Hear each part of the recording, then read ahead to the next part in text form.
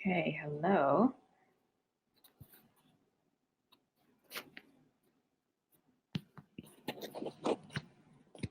I'm actually going to see if I can get this up here because I'm noticing that the mic is picking up like all the movements. So hopefully this makes it better. You guys can let me know. And of course, I'll see when I listen to the recording. Anyway, hello, and I'm really happy that the stream is actually looking nice. And hello, lion hair, all the things. So as you come in, say hello to everyone who is joining in with us. If you would like, let us know where you are watching from and share what you are drinking. So today I am drinking the mushroom latte mix from Four Sigmatic. So this is the one with maitake and chaga. So I'm almost done with the pack. I'm not the biggest fan of it because I have to doctor it up a little too much. But like I'm purposefully drinking it so I can move through it. Anyway, I hope everyone is doing well. Also, let me know if you are subscribed to my Instagram channel and if you are seeing my posts and my stories, because I've noticed that recently there's been a decrease in views and engagement and things like that. And, you know, for those of us who are online entrepreneurs, we deal with this often. So I definitely would like to have your feedback if you notice that you're not showing up, if I'm not showing up or my platform is not showing up as often in your feed, because I might have to do like another post to get people to engage with, to let them know like, hey, there's a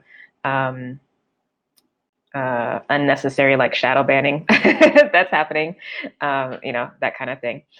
So, oh, you're drinking cool, crisp water. I love that. I also have water here too. Is this sounding okay? Is this rubbing up against the dress or is it good? Engagement went down by almost half. Oh, wow. Yeah, that's what I'm seeing. Like I'm looking at these numbers and I'm like, what is going on? You know, but at the end of the day, like you still have to be consistent and do what you need to do. But yo, it's kind of crazy. Okay, but that's good to know that you are seeing me. It's so weird because I still have my account as a personal account. I haven't shifted it to a professional one. I don't know if I will because I don't necessarily see a difference in benefit. Anyway, yeah. But overall, like just being on the social media platforms, like I do enjoy them, but in terms of like the level of manipulation that is there for what gets to be seen and how folks get basically, you know, inadvertently ostracized and things like that, like I'm not cool with. So what I probably, I mean, I've already been starting to make the shift, but move things more to my website, more to newsletters, and possibly start sending more newsletters out and shorter ones potentially. Not much more, but I might start shifting to that and being again more in control over the communities that I have, because yeah, I mean it's a problem, because we need, like, obviously, like we'll maintain the folks that we normally interact with, but like when we're trying to bring in new energy, which you need if you're going to grow in any way, shape, or form, and you know, Instagram or Facebook is acting a fool. But even also YouTube, because some of the folks that I follow on here, I remember seeing some posts in the last week or so that they're also seeing a shift in their engagement as well too. So I don't know what's going on, but I would just say overall, like yeah, focus on building your real consistent community and nurture them, you know. Anyway, okay, so announcements. Where are we at? 5:33. Perfect. All right. I did good this time. I wrote everything out first before I started. All right, so announcements. Enrollment is open for the upcoming semester of the Lightworker Academy, and that will be beginning in January of 2020. As usual, previous students or current students, if they want to retake an incubator in the future, they can do so at half price. But otherwise, for everybody else, the application is on the website, and it's really simple. It's like some basic yes or no questions, and all the details about the courses, about the classes in that course are on there. This is something that happens live with me over the course of 6 months. So the first half is weekly live classes with me, which are recorded. So if you can't make them live, you'll still be able to watch the recording. And then the second half, which is the next, the other 3 months of the 6-month process are open office hours. So it's a time to give you a chance to integrate, go back and cover material that you might not have had time to really dive into the way you wanted to, just because, life, as well as to get more specific help and support on things that are going on in your life, things that are developing for you in your own practices. So I can give a little bit more, basically like spiritual coaching is the intention that I have for that, to move you along on your specific path. There's a lot of material that I give in the course, and it's there to give you, one, to upgrade, right? Take you from being at a foundational level to an intermediate level at the very least. But my hope is to expose everyone to as much as possible so that they can get a sense of like things that really do call to them, so that they can start to really create or have access to or direction for ways that they can develop their own abilities or their own sensibilities, and to help them with that. So there ideally is a branching off from the general group, I guess, consensus, if there will, so that you are supported in your own unique spiritual path. I'm really excited about it. This will be the 3rd semester. I have followed direction from Spirit to adjust the order of things that get covered, but also specifically to bring in some additional group healing support because of the level of activations and energy shifts that are happening next year. So if you are really wanting to get that that extra boost, you'll definitely be down with it. Also, the other change with that incubator is that instead of paying everything up front, this is now going to be on a monthly payment schedule. So it's only $150 a month. And I say only because that is a ridiculously low price deal, but it's for the purpose of keeping it accessible to folks who might not necessarily have, the resources to pay for something more expensive, while still honoring, the energetic output and space holding on my side of things. So I encourage you to join if it's been on your mind. And I've actually had a number of people reach out and just be like, oh, I've been thinking about it, and I think like this time is going to be the time for me to do it. Yes. And this is really for everyone. I would say this is not for folks who are like straight up beginners. So there should be some comfortability with a lot of the basics. So, knowing the basic chakras, being able to trust your intuition, already having some sensibility and comfortability in the spiritual metaphysical world should be there. But yeah, like if you are a complete newbie to this world, this would not be the best space for you. But most of the folks, if not all, 99% I'm getting from Spirit, the folks who watch me and follow me, especially if you've been, journeying with me over this past year, you have a good sense of that. And if you've been taking advantage of the information that I have on the free tools page on my website, reading those books, diving into more of that stuff, it's helpful. So all of that to say, please sign up. The last day for enrollment is December 13th. Okay, so it will give me time to enjoy my holidays without dealing with administrative stuff with you guys. I love you all, but boundaries and balance. So you have, plenty of time, and you can make that first payment for the beginning of the semester at any point in that time, but it will definitely be due by the end of the enrollment period. But beyond that, it's pretty easy peasy. So I hope that I'll see you there. And please, please, please tell your friends, family, coworkers, whoever, who you think, even if, whether or not you feel like this might be something for you, if you know somebody that you think would really benefit from it, please tell them. I will continue to do the Lightworker Academy until Spirit tells me not to.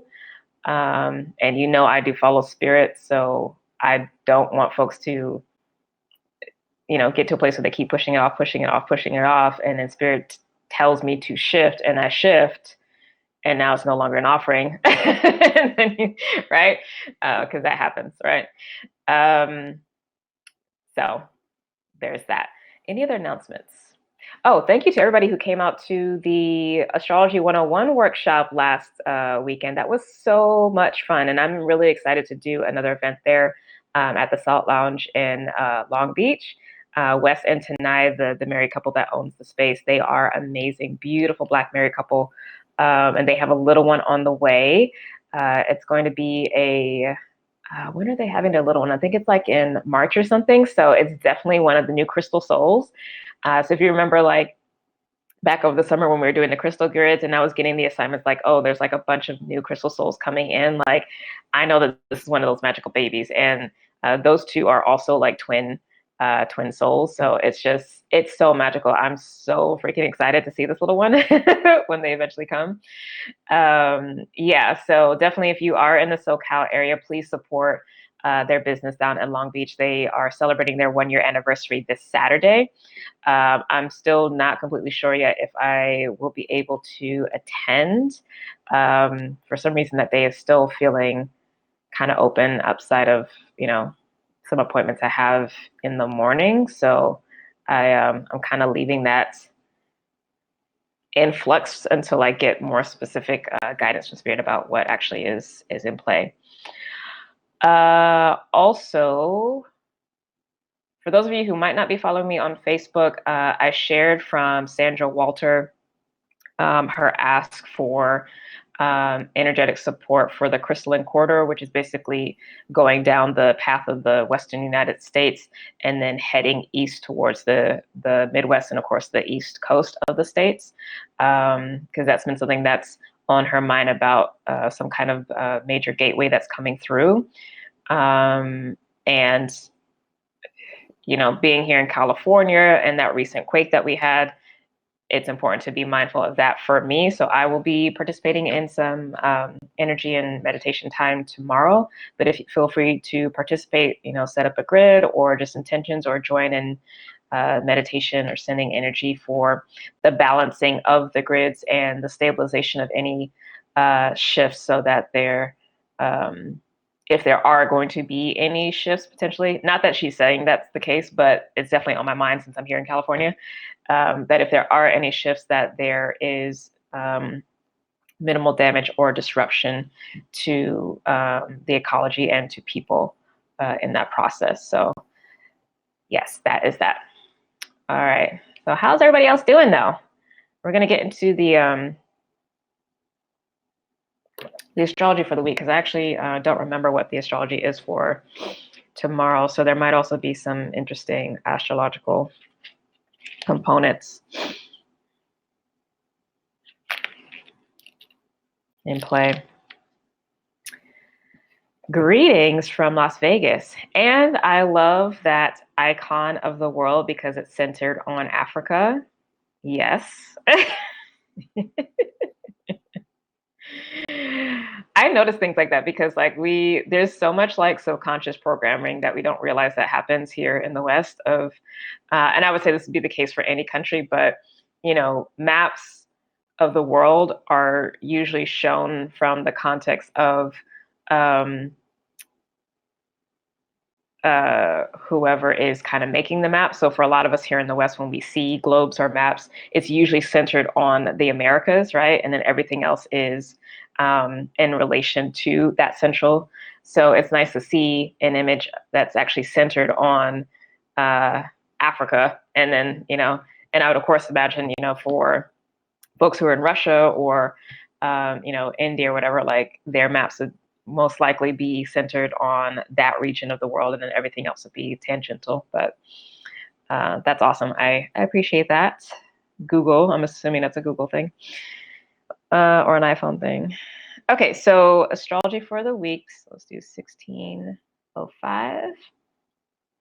All right, so astrology. Today it's just a bunch of moon transits. The moon right now is in Virgo. Tomorrow it's shifting into Libra. But tomorrow, early in the morning, is actually when we have Venus trine Pluto. Okay, that's what that might be then. So Venus trine Pluto, and Pluto, of course, is in Capricorn, or excuse me, this is not a trine, it's a sextile. Venus in Scorpio, sextile Pluto in Capricorn. So I'm looking forward to this energy because I think it's going to be really, really supportive. It probably would be similar because we had Venus sextile Saturn on Sunday.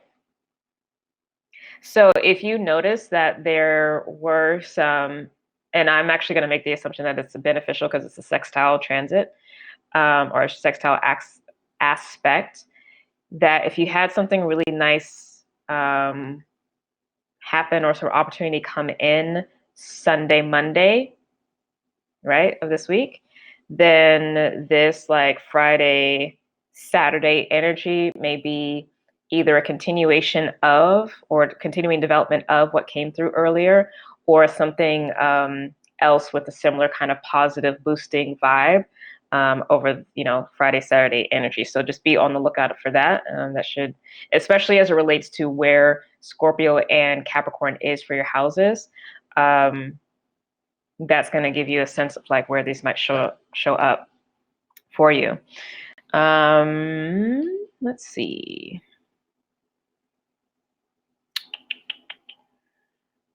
No big transits on Saturday. Sunday is the Sunday night is the new moon in Scorpio, so it's going to be Monday morning for the East Coast folks.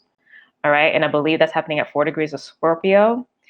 Also, early in the day, we have the planet Mars, which is in Libra right now, squaring Saturn in Capricorn, and that happens first thing in the morning. So I would say maybe like Saturday going into all day Sunday. Be mindful of your temper, in particular of your emotions as well, because Mars, the harder aspects of Mars with the malefic planets can be explosive and argumentative. So if there has been like a lot of emotion bubbling up, under the surface or what have you, please, please, please be mindful to not go overboard, because more than likely that's going to be amplifying that. Now, if there hasn't been any kind of dissonance, as I like to call it, happening, then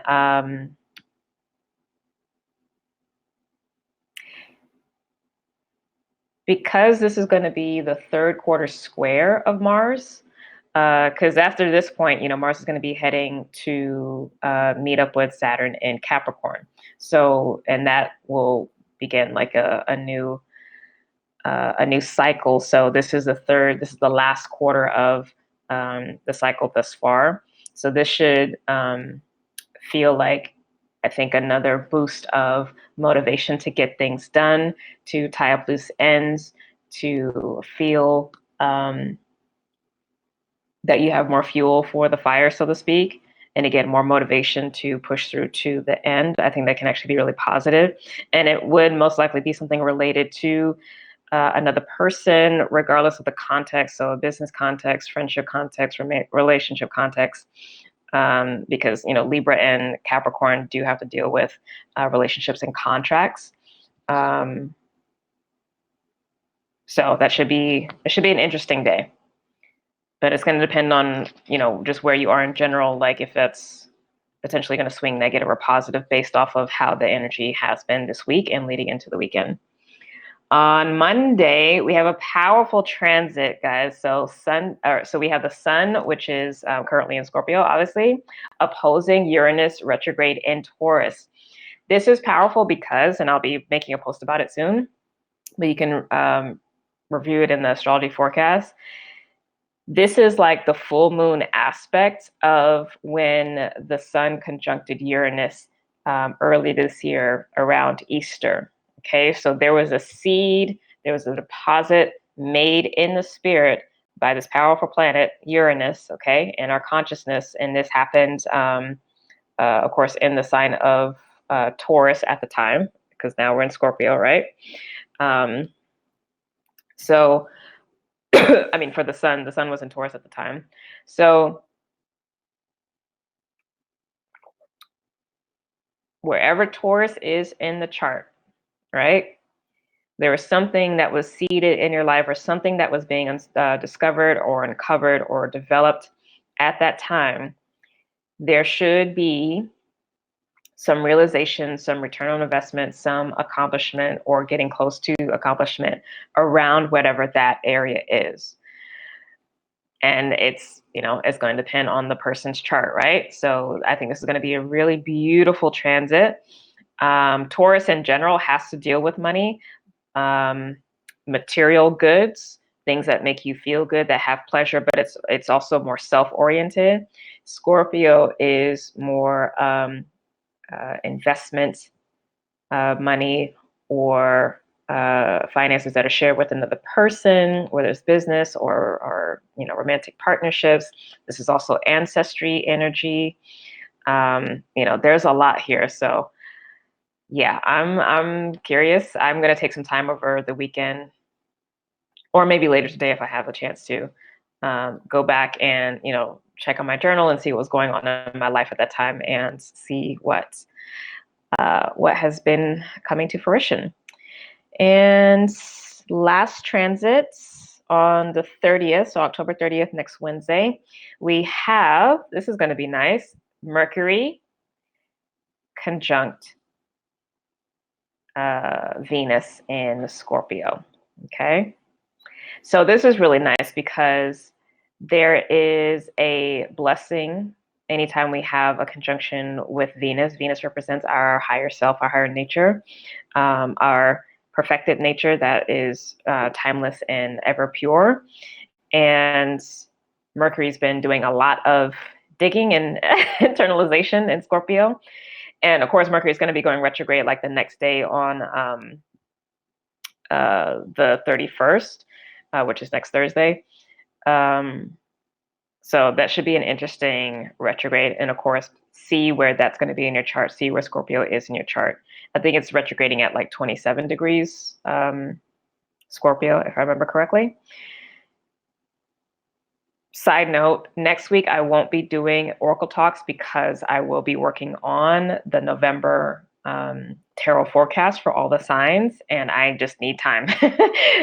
Obviously, if you've watched the October forecast videos, I need the time, so I won't burden myself with doing an Oracle Talks. So just so you know. So it's going to be a really pivotal, interesting week ahead. I would say just in general with Scorpio, because it doesn't really do the, on the positive side, it doesn't do the superficial thing. It really wants what it wants. It wants something with depth, with actual power, that's true, that's honest. Like Scorpio energy knows when something's not on the up and up, right? So that can be used to our advantage.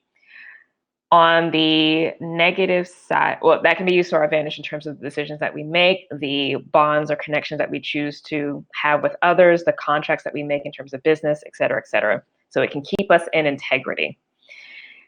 The flip side, the negative side of the Scorpio energy is that it can take risks just to take risks, just to feel good, just to kind of check out in its own way, but it can do so in a very destructive way. So this is going to be an important time for all of us to not fall into old patterns in the guise of like just having fun. So it's going to be a really subtle thing to look at, because like we know the negative thoughts, right? We know the negative emotions, and it's usually connotated with like feeling really down, really low, or anger and things like that. But the pleasure oriented things that help us like check out, numb out, take risks, or, you know, weigh ourselves down with people, places, and things that really don't give any kind of like payoff, that's what you want to watch. Not only over this coming weekend, but for the entire Scorpio season. Okay, so it's a very different kind of dynamic than what I think normally tends to come up. And now that Venus is direct in Scorpio, I think we'll have an easier time judging or, you know, assessing that. Next week, on Thursday, she is actually shifting into Sagittarius, so I think that will also help as well too. But yeah. Any questions on the astrology? And then we will move on into the cards.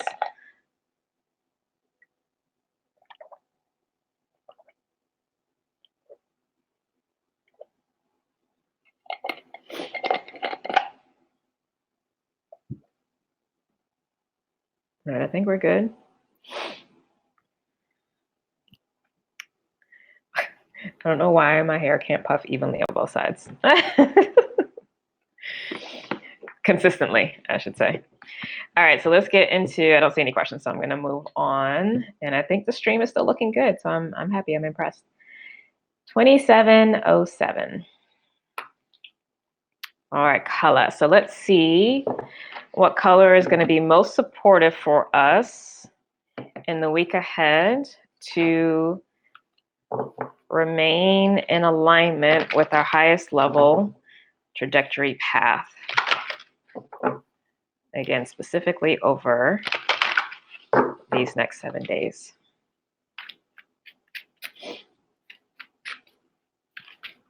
And I'm going to ask for a single card because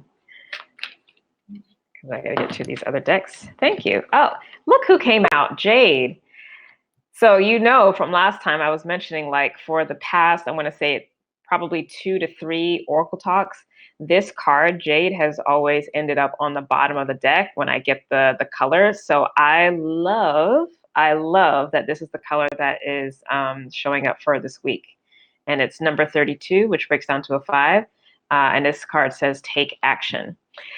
One last thing that just popped into mind is, because we do have the new moon coming up on Sunday, just remember that these days that we are heading into now are the dark days of the moon. So it's a good time to re-up your protection practices for those of you who are spiritual light workers, but also to be mindful that a lot of the quote unquote negative things that may be popping up are more than likely not actually yours. It's collective stuff as well as dark manipulation. So don't identify with it. Let it go. Stay in your heart. Hello. Hello. Water and coffee. Yes, same. Doing superfood coffee. All right, so I'm going to hold this up. So feel free to tune into that energy. It's a beautiful color green. I don't ever see jade this color, but whatever true green this is, I really like it. All right, so jade is a color of serenity, tranquility, love, and nurturing. It creates balance, harmony, and self-sufficiency, releasing negativity from your mind and stimulating ideas, making what is complex seem simpler and doable. Jade is a cleansing color. Allow jade to help you take action and make your life easier. And so here's the action step or the action engagement with this color. Whatever you have been putting off, just do it. Let go of any excuses and take action. Think of what you would love and surround yourself and your desires with a jade light. Say, I can do this. It's easy. The universe supports my goals and dreams and manifests them into physical reality. Beautiful. And that energy is great for right now as well, too, because since we're in the third quarter, the last stages of the third quarter square of the moon, or the last quarter square, this is a great time to do exactly that, take action before we get to the new moon energy. So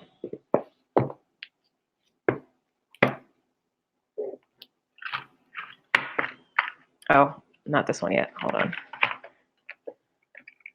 I'm glad that the stream is still doing well, because I want to do the threads of fate. Beautiful cards. And hopefully you'll all be able to see it much better than before. All right.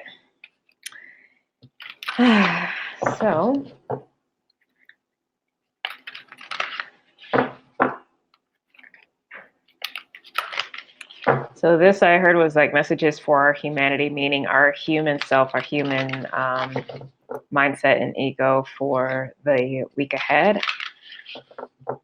Okay, how to align with the highest level trajectory of our soul throughout this coming week.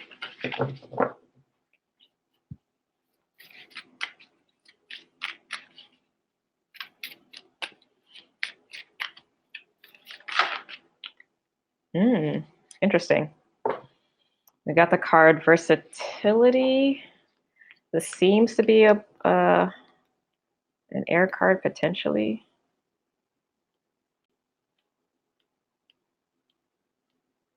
Yeah, it is. Okay. Look at that beauty. I'll turn it that way. All right, so pulling this card may indicate a time where you are coming up against a lot of resistance, whether internally or externally. Yo, listen, the internal mental and spiritual warfare, y'all, in addition to external tomfoolery, but the internal, those nightmares, those thoughts, those random emotions, it has been insane. That's an indication of the level of spiritual warfare that's going on. A lot of times we focus on one thing very intensely and push hard, despite being shown that the timing is off. What can be helpful in those situations is to move on to other things so that the energy is freed up and you can go back to it when the timing is right. I can very much attest to this myself. Very much attest to this myself. This card teaches us to be flexible and go along with what is being presented to us, even if it may not be what we want, rather than trying to force things that are not ready. Listen, this is a word. Trust what is brought to you to deal with, because that's actually what is requiring your information. Doing so does not mean that you are dropping the ball on other things, because you know the things that have to get done will get done in any particular day. But if it's not getting done, or if there are other things that are presenting, and we will drive ourselves insane trying to conform life to the ideas that we have about how I think it should be and how it should flow and the order it should go in, et cetera, when we know good and well we don't have all the information. We don't know all the different things that are going in play, right? This card might also indicate a need for approaching the situation differently. If you don't feel it is about stepping back, examine how you can shift what is already there. So the animal for this, as you can see, is the rat. The rat has proven that with versatility, you have staying power. Rats can be found anywhere in the world, and when introduced to a new environment, they adapt and reproduce quickly and are incredibly hard to eradicate. They learn how to thrive in just about any environment, despite it not being ideal. These creatures are skillful, resourceful, calculated, and social.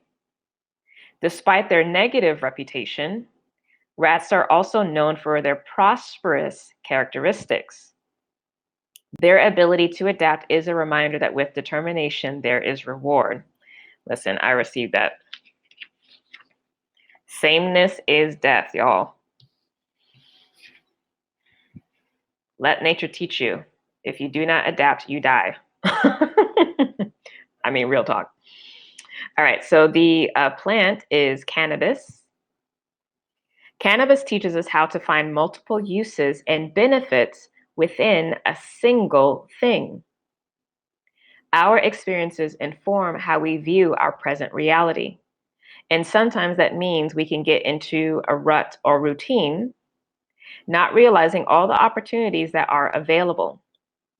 Cannabis is a plant that can be used as medicine physically, emotionally, and spiritually, but also for clothing, textiles, paper, housing materials, oil, food, etc. Every part of the plant can be used, and for so many different things. Call upon cannabis when you need support in thinking outside of the box. And in the crystal is a fluorite. So most people are struck by the shape that fluorite takes. It's commonly found in the shape of an octahedron, so 8 sides. It can also be found in cascading cubic formations as well. This creates an almost transformer-like effect. It is a powerful air element stone, inviting us to shapeshift and create structure to quick changing thoughts and mental energies. Fluorite aids in harmonizing air and earth energies, grounding any mental chaos. Wow. Harmonizing air and earth to ground mental chaos. Call on fluorite as an ally during times of quick transformation and fluidity in which you need to remain stable. Call on fluoride as an ally during times of quick transformation and fluidity in which you need to remain stable. That's powerful. I never thought of fluoride in that way. And yeah, I mean, this is my quote unquote concern for next year with the energies in the astrology. Like, y'all, we have 7 eclipses next year. It's going to be ridiculous, like insane. The whole last quarter of the year, I think it's going to be booty. Real talk. Just because we're going to have Mars retrograde and then like back-to-back eclipses and then like continual like conjunctions in Capricorn. Like, it's going to be rough. However, it's also going to be absolutely amazing, I think, in the whole first part of the year. Yes, 7. Like I just, because I'm been advertising for the 2020 forecast readings with me, I had to obviously look at the eclipses for next year, and I was just like, I can't. Both Venus and Mars retrograding next year, 7 eclipses, and then we're also having a nodal shift. And that's where, this thing about the maintaining balance in the midst of quick transformation is what's coming up for me, because we will be in the year of the rat, year 1 in the Chinese zodiac, okay? And then also the nodes are going to be shifting into the mutable signs of Gemini and Sagittarius, Gemini being the air element, mutable air, Sagittarius, mutable fire. Sagittarius also being the zodiac sign that is in general correlated with the galactic center. So the center of the Milky Way galaxy, where we get all these downloads and, bursts from the galactic mother there. It's going to be a lot. And that's another reason why these instructions from Spirit has been coming through about the support on the energetic level with the incorporating very specific group healing for the participants in the incubators, because being able to physically handle the next uptick in energy that's coming, and which is going to be the new standard. It's not going to be like this back and forth thing. It's just going to be like, oh, this is where we are, and we're just going to have to get used to it. So these continual messages that have been coming through this fall about clearing the body, cleansing the body, staying on top of the exercise and drinking the water and sleep and all that kind of stuff is needed, because the less your body is having to deal with old gunk, old stuff, the better time, easier time you're going to have with this next wave coming in, right? In general, we have to lighten up. We have to let go of what's been stagnant and blocking us at all levels: physical, emotional, mental, spiritual. Yeah, and we go through these cycles. So depending on where you are, you just have to go deeper. Folks who are just starting off, like, they need to start where they are, but everywhere you just start where you are, right? The presidency, I actually don't know. So if you've not seen my other videos, I'm not sure. The sense that I get is it's really like a straight 50-50 about whether or not things are going to change. My sense has been so far, I haven't checked back in again, but I probably won't until closer to the end of the year. My sense so far is that things won't change in the office, that they'll change for the next, the election after this one. Just because at that point, Saturn will have finished its transit through Aquarius. Pluto will be it'll be in the last degrees of Capricorn and about to shifting to that. Jupiter will already have been through Aquarius and Pisces, and I think at that point will be in Aries or Taurus. So like the energy is going to be completely different, completely new. Next year, it's a really weird year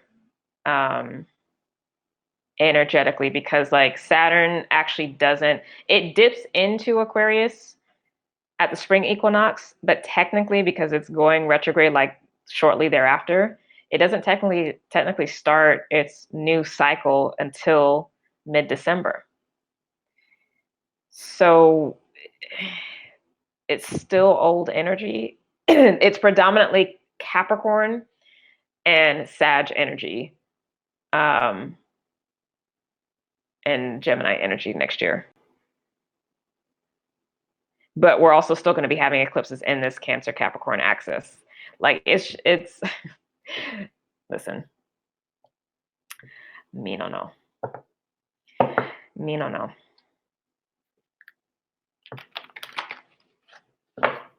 Yeah, those eclipses don't even start shifting until later in the year. So I think it might actually be too late. We'll see. But I mean, if it changes, that's great. It's amazing. Yay. But the realist in me is like, and just based off of how cycles tend to go in this country, usually it's 2 cycles of the same before it shifts. Because there's something obviously about the 8 number birthing something new. Now, obviously, I would prefer, as a human being, that things shift and change. But I also have to prepare myself emotionally that, as this versatile card was reminding us, we have to deal with what just shows up and, not get too much in our heads or emotions about things being different than how we would like, because we don't know everything that's going on behind the scenes. Now, while it's not fun, I can definitely understand if there needs to be more time to root out more things and to expose more things, so that this deeper transformation that is coming, because I do know it's not a matter of if revolution and change is going to happen. It's just a matter of when, and it is close. So like that, I'm not even worried about. But also, as anyone who's gone through any kind of healing experience, you know, if you don't really get to the root of everything, whatever that healing crisis, disease, or infection or whatever is not effectively dealt with at the root, it will come back. So, you know, obviously, we will work and align with things being different and put our best foot forward. However, if things seem to stay the same, then I encourage all of us, including myself, to remember and to sit in a space of gratitude that's like, oh, there's still deeper healing that needs to happen. And thank you for the extra time. And thank you for seeing what we don't see that needs to get rooted out that might actually truly cause an issue down the road, and sabotage the new that's being built. Yeah, but I mean, I would like things to change. Just saying. Highest trajectory path. Highest trajectory path.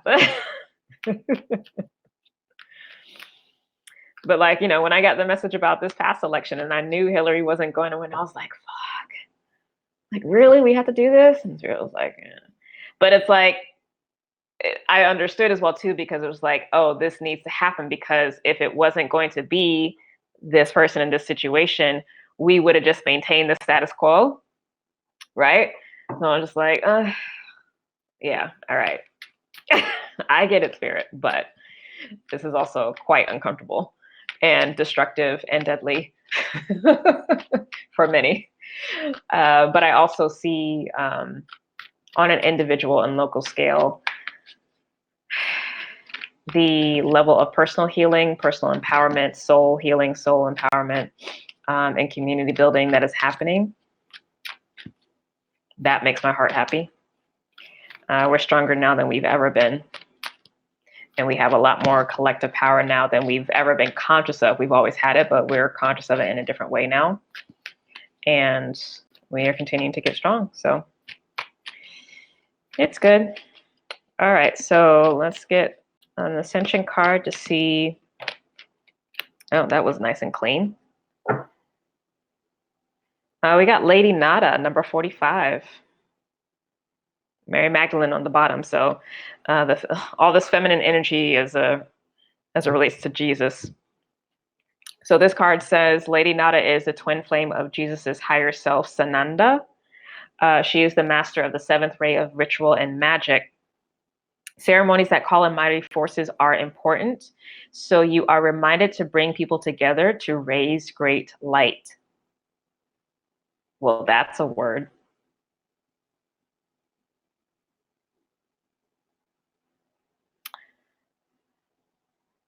Okay, this might be a read today, y'all, especially as it relates to our politics. You are reminded to bring people together to raise great light. Why do I feel like I'm being read right now? Let me sip on myself. Yes, I do sip on myself. A priestess in the Temple of Love in Atlantis, Lady Nada is bringing back ancient healing methods, helping the development of intuition, telepathy, and wisdom, and acting for justice. Your guidance is to trust your spiritual and psychic abilities. We are getting read right now. I feel this. Your guidance is to trust your spiritual and psychic abilities and use them to help those in need. Affirmation is, I accept and practice my healing, spiritual, and psychic gifts. What we're not going to do today.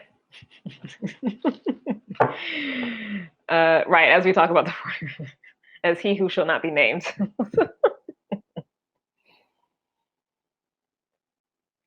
All right, and Magdalene is on the bottom, and her card is number 38. So we have the 8 and the 9. So this card says Mary Magdalene is a high initiate in the Order of the Essenes and the spiritual partner of Jesus. So Mary Magdalene as the human divine counterpart, like true partner with Jesus, and then the higher self aspect of the soul, of which one of those emanations was Jesus in that time. That divine partner, Lady Nada, coming through. So we got the ladies. So didn't we have Jesus come through last week or recently? So this is interesting. This is interesting. What else to say? Okay, so she is now master of the sixth ray, raising dogma into spirituality. Mary Magdalene's Ascension retreat is in Marseille, which is in France. So that's spelled Marseilles. Yeah, this is a read, right? After watching this video, I should have a bunch of people signing up for this incubator. Listen, I'm like, I already know with this next wave. Like, there's what I was saying earlier about like the awakening happens in waves. It's not like, instantaneous, like everybody is, just awake. So, but as we go along further and further away from that 2012 threshold, the waves just get bigger and bigger.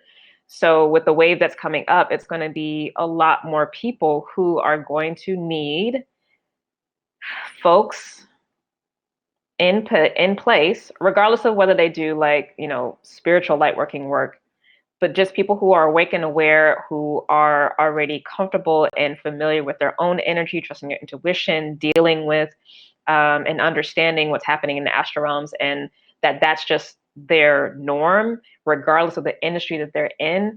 Those people need to be in place and shining their light brightly so that those who are awakening have, basically angels in their physical presence who can guide them along their way. It doesn't mean you have to be the answer for them. You're just one of many answers for them, right? So,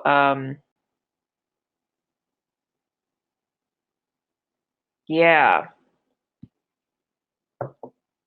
your life is a teacher, and it's a benefit for those who are coming along. So step into that truth and be willing to openly share what you know. And also, train yourself and upgrade yourself so that you know how to hold appropriate boundaries as well. Okay, so her ascension retreat is in Marseille. She radiates a glowing buttercup yellow light to all who attune to her. Okay. Her light was hidden from us for centuries as she was misjudged about her role in Jesus's life. Welcome to patriarchy. If you have felt wronged or misunderstood, Mary Magdalene offers you the courage to maintain your integrity. This card is an invitation to attune to Mary Magdalene to receive her blessing, and her affirmation is, I maintain my truth and see the spirituality in all things. So I definitely resonate with that. I mean, that's literally what I was just speaking about with this political situation, but the read came from Nada. So interesting, underneath Mary Magdalene is the Cosmic Heart, which is card number 9. And that's connected with Venus. So this is going to be interesting today. So let me, I'm actually going to leave that deck up and her card up. I'm going to have her to the side and then the Cosmic Heart up. Let me read the Cosmic Heart since it's coming up. Sirius is right under that too. Oh, yes. So when I did the November astrology newsletter, which I think was the one that just came out on Monday, I was talking about this water kite that's coming up. It didn't register in my mind that was actually already starting to be in play from this past Sunday, because Venus was actually beginning the kite and making the aspects because of her sextiles.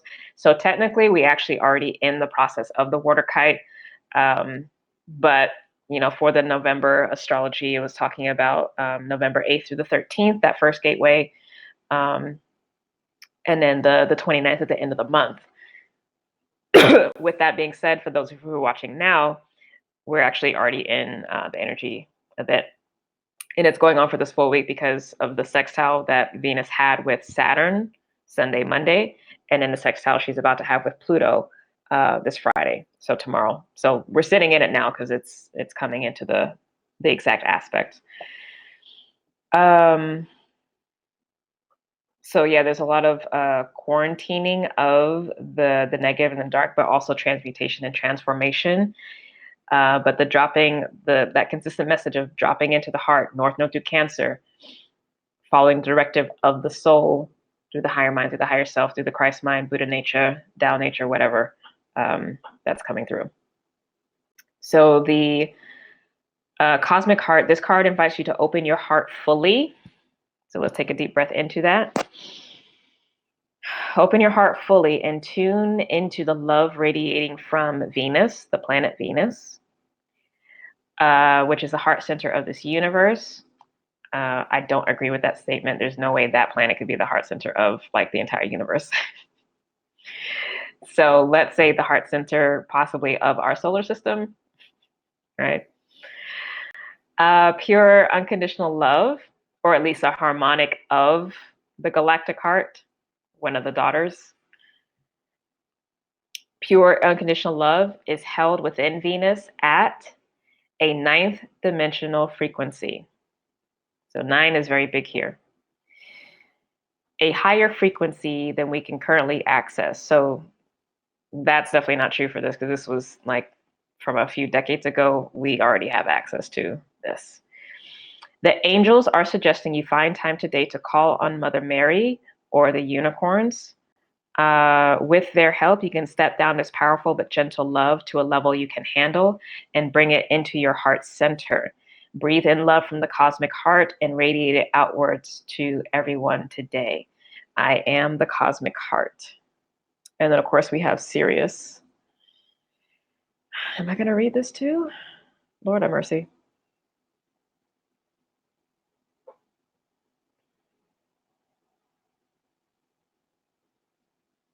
I will mention it just because the North Node in Cancer is still in a loose conjunction with Sirius. And that lineup of Sirius and Venus and the Galactic Mother, the Galactic Center is still there. Sirius is card number 17, which is the 8, which is the number that Mary Magdalene is sitting in. The star system of Sirius holds 12 of the universal keys to enlightenment and ascension. Oh yeah, and the Syrians were coming through for the November Lightworker forecast, and that newsletter comes out next week. All right.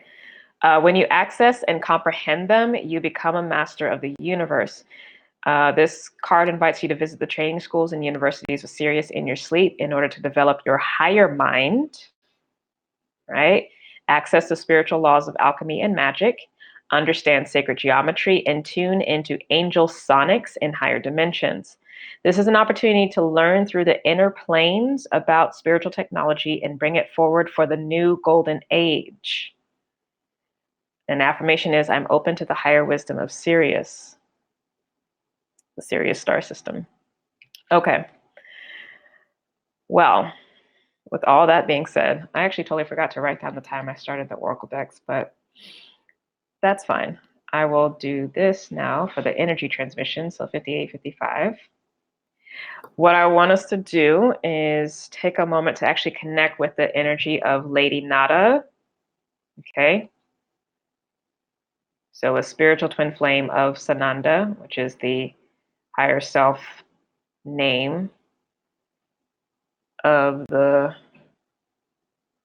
human incarnate that we know of as Jesus. But obviously that soul has had many incarnations.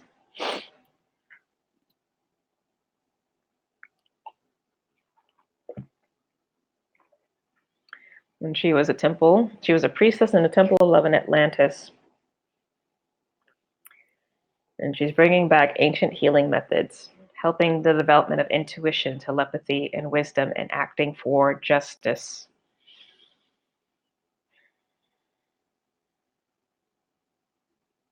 She is the master of the 7th ray of ritual and magic.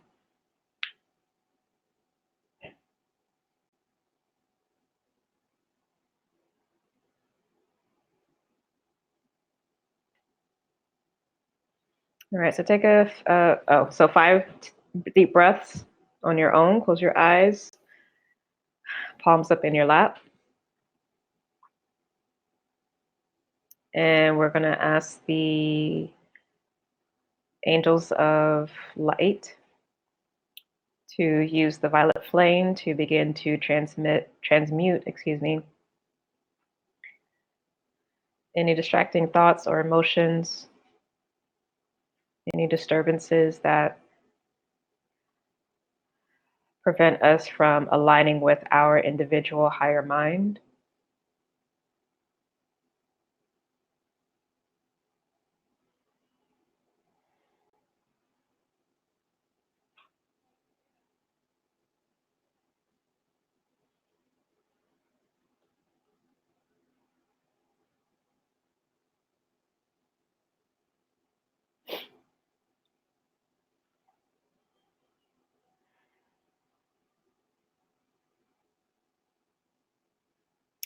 And as this transmutation is happening, sending a white flame throughout the entire spinal column,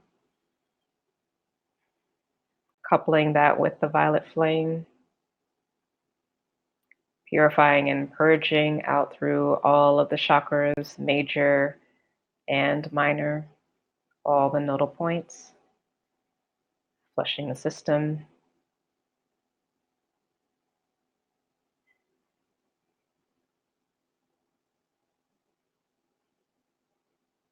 Continuing to transmute,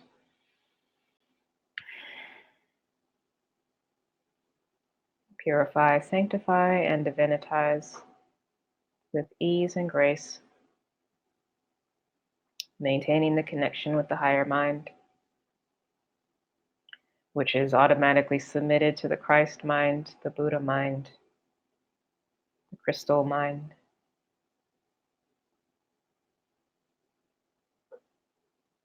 Which is already in alignment and in communion with the divine mind.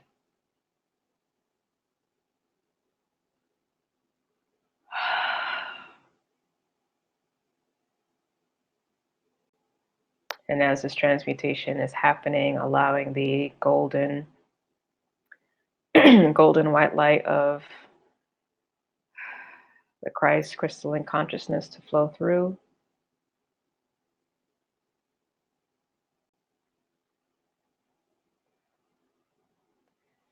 reforming the actual crystals within our body matrix, reforming and recalibrating the harmonic resonance of all the water in our bodies,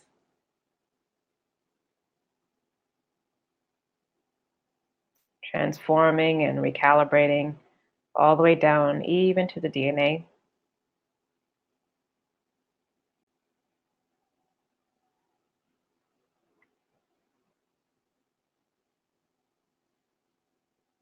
That all is in alignment with the higher mind.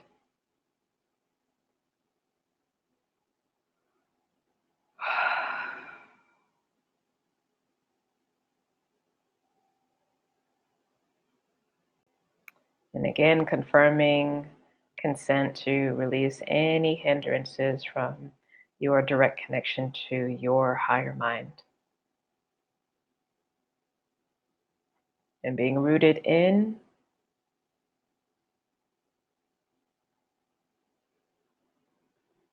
that sovereignty.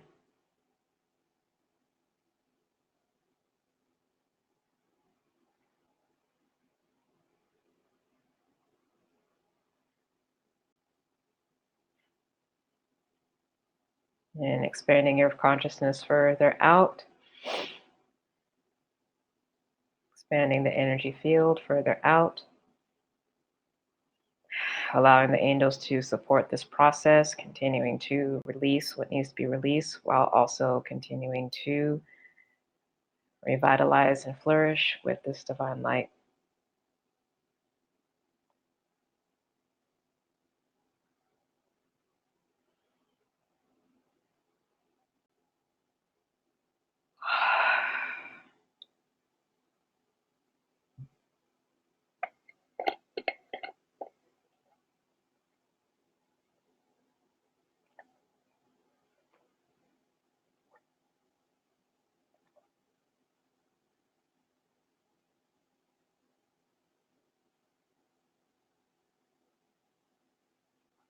So imagine a double-sided pyramid in the heart, made of diamond white light.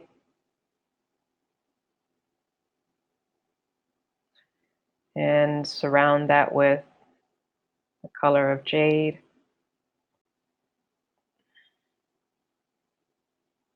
And let that bring groundedness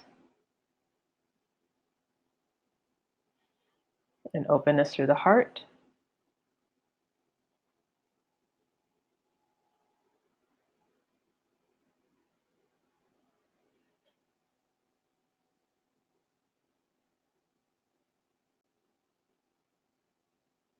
Allowing your breath to flow freely.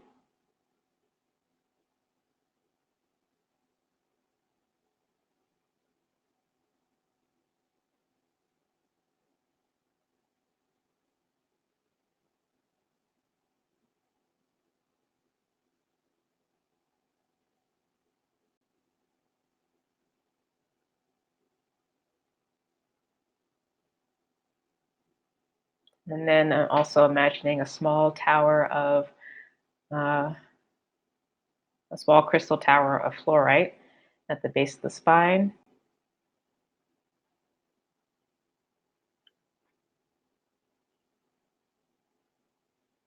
Helping to ground that energy and embody it into the physical elements, the physical realm. Starting first with your own physical body,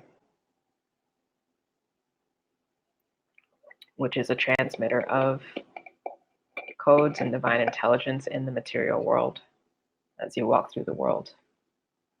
And just feel what that feels like.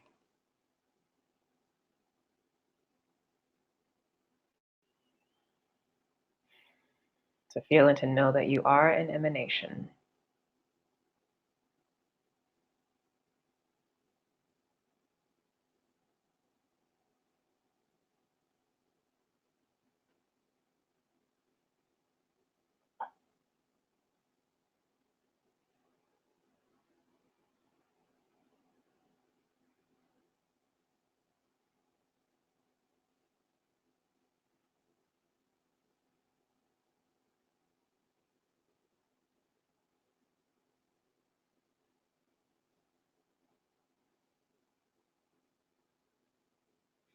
And then finally, imagine underneath your feet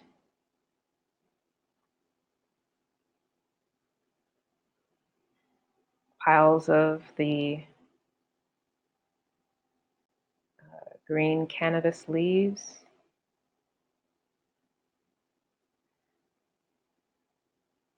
vibrant, bright palms.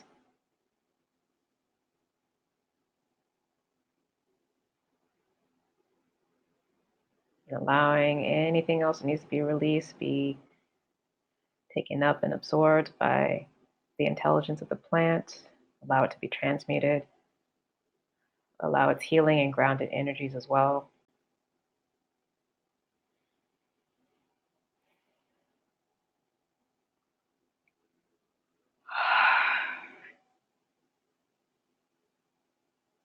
To support the body.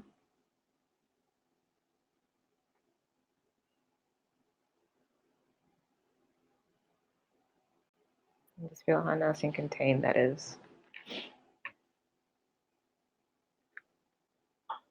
All right, so let me know how you are feeling in the comments. I'm very curious.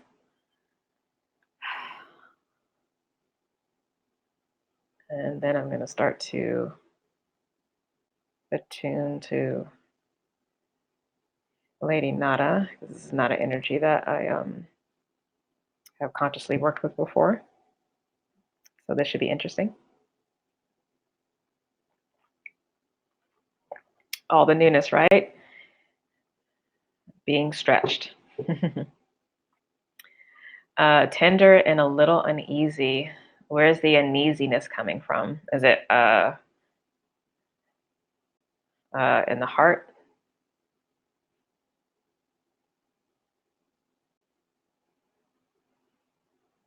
That actually might be that jade energy. Yeah, the heart. Yeah. You're tight too? Are you tight in your heart as well, TG?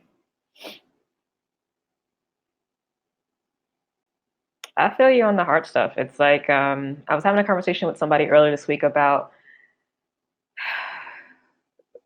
based off of where these nodes have been for me in my chart, it's been a lot of heart opening stuff, and you don't realize like how much I close off my heart, but I'm sure most of us close off our heart, which actually causes us so much suffering.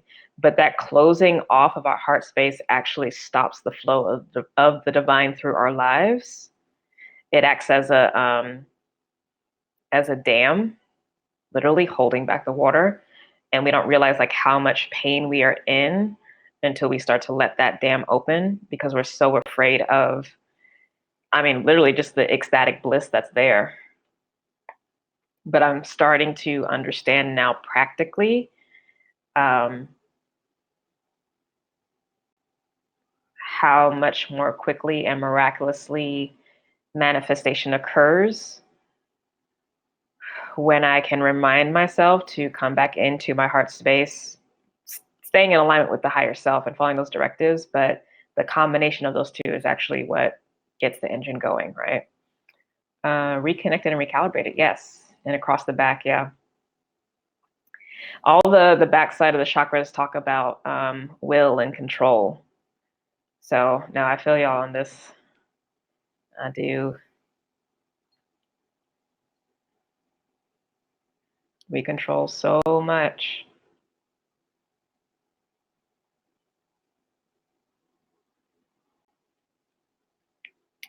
Oh, I forgot. Yeah. So Archangel Azrael was coming through before I started to support. So this angel helps with transition. So I welcome in and forth the power and the presence of Archangel Azrael to support everyone in being able to release a little bit more of the old way of being, of operating, and to more comfortably sit in the new way of being and operating on this new path. Ooh, I felt that immediately. And that was directly in the heart space. It's like this deep trepidation, deep fear, survival triggers. Mm-hmm. Yeah. You got the back tightness too. Yep.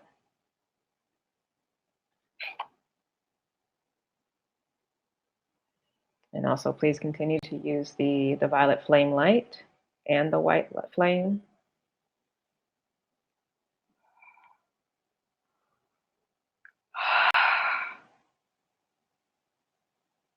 Yeah, the heart has to be open to get this.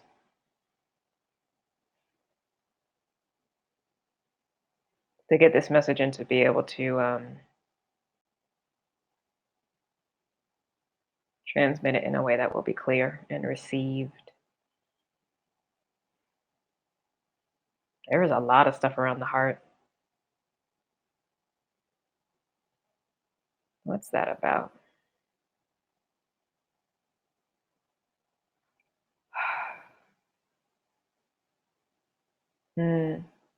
Oh, like you're being is threatened, or no, you're not. So let's dive a little bit more into that. Like what is the threat?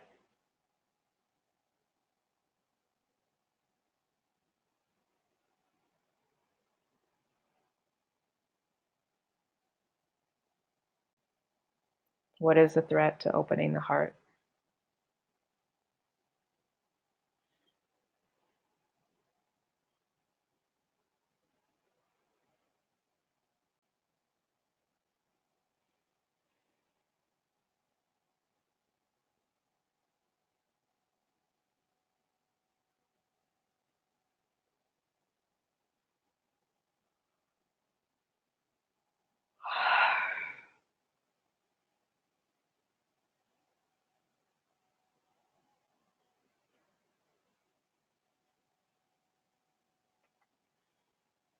Not being protected, not being accepted.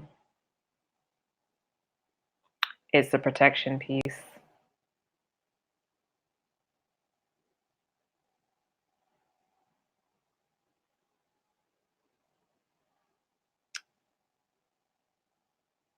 Pain and lack. Yeah, and that gets back to that. So it's like connection with others, and then the protection piece.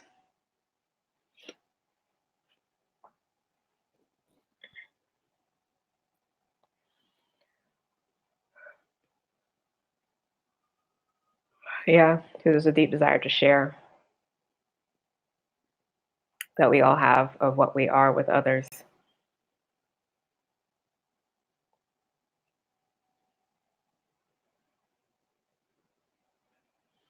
And so when that's not reciprocated, we take it to heart because we, in our innocence, um, we think that an inability for something outside of us to share fully in our experience of ourselves means that there's something wrong with us.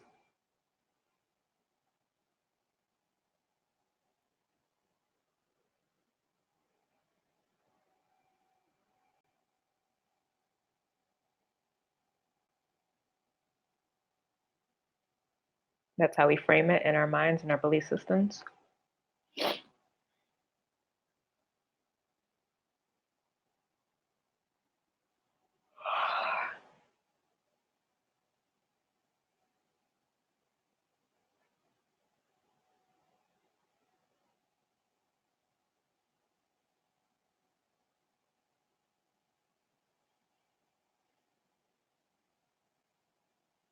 Fear of abandonment.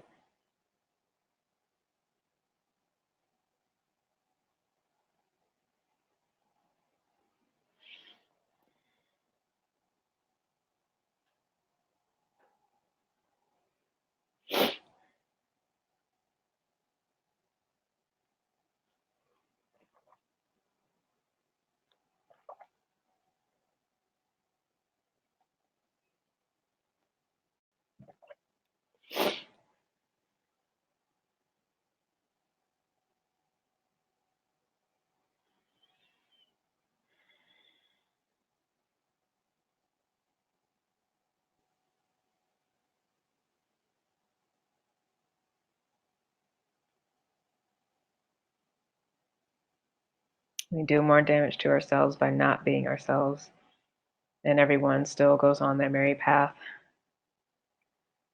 Yeah.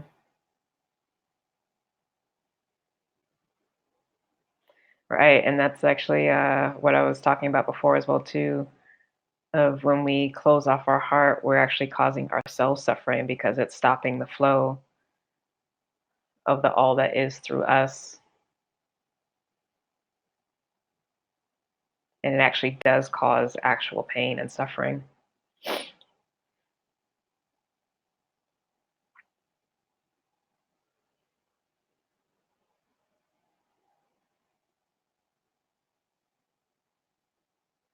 So there are a lot of ideas and concepts that are coming through that I intellectually know and understand.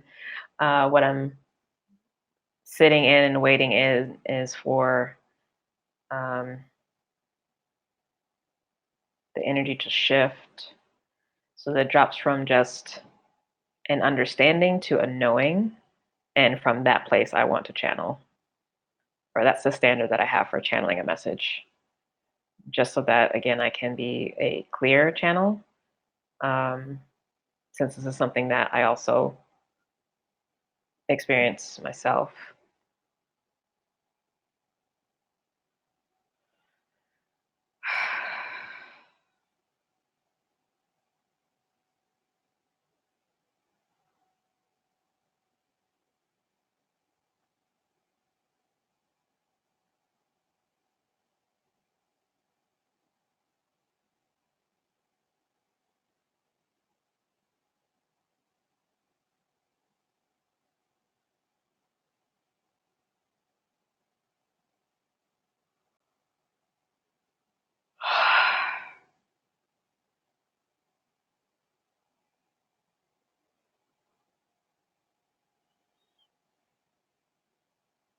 All right, we're getting closer. I can feel, or I'm getting closer, I should say.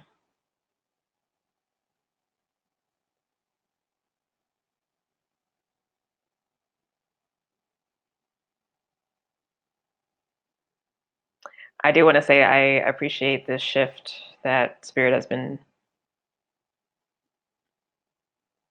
slash my higher self have been taking me on recently, because it's taking me outside of my comfort zone, right? But also showing what one aspect of the purification process looks like, and what it looks like to hold a standard for what comes through, because there is a responsibility for all of us with what comes out of our mouth, what gets transmitted, how we act, how we behave. None of it is trivial. All of it matters. And it's not to say that there's a burden or, again, a needing to be the answer for all, but it's a reminder of the fact that we individually are not trivial. Like, all of it actually does matter. So we're not throwaways, and what we speak, what we think, what we feel, how we act is not a throwaway either.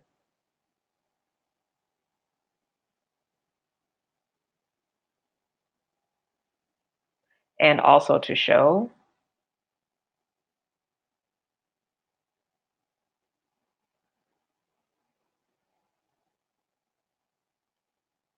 time, recalibration,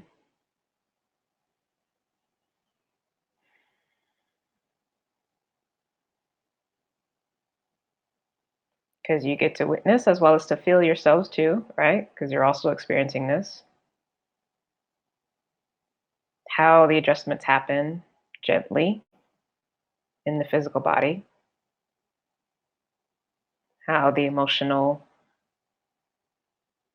realm adjusts, how the mental realm adjusts.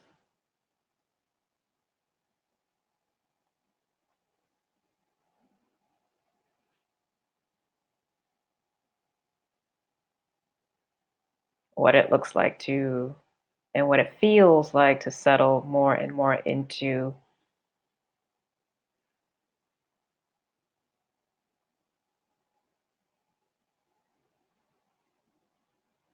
a higher conscious embodiment of the presence of God in form, in your life, in our lives.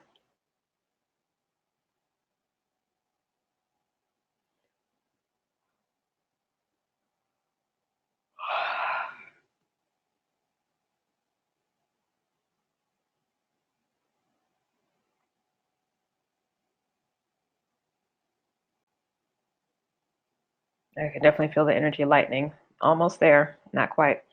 How's everyone doing right now, though?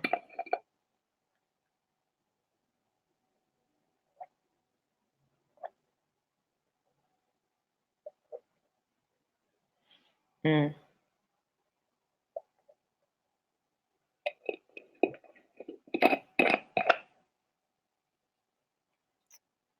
So I'm actually going to call forth my Christ mind.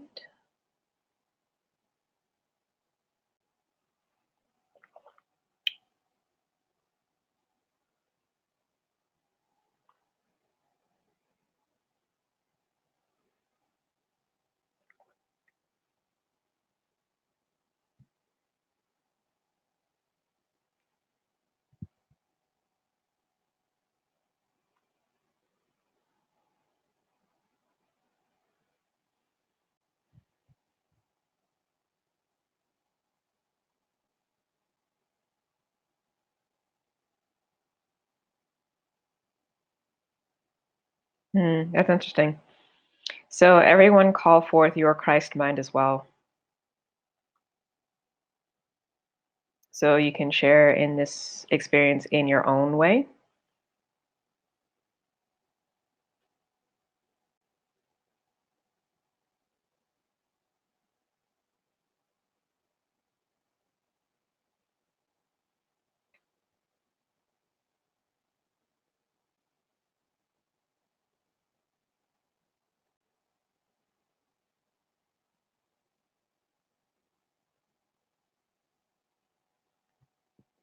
Because the insight that came through was that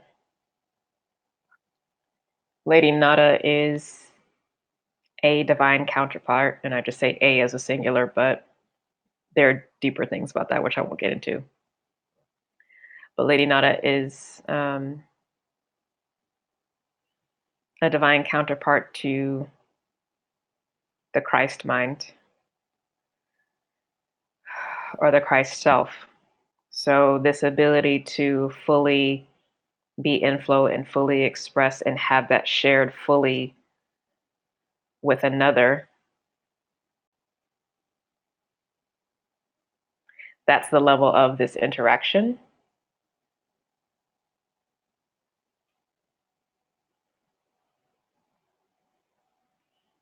So as we settle more into our Christed self, or whatever I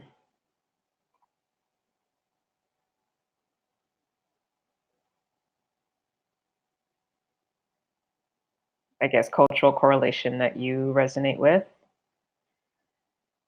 that would be similar to the state. Use what works for you.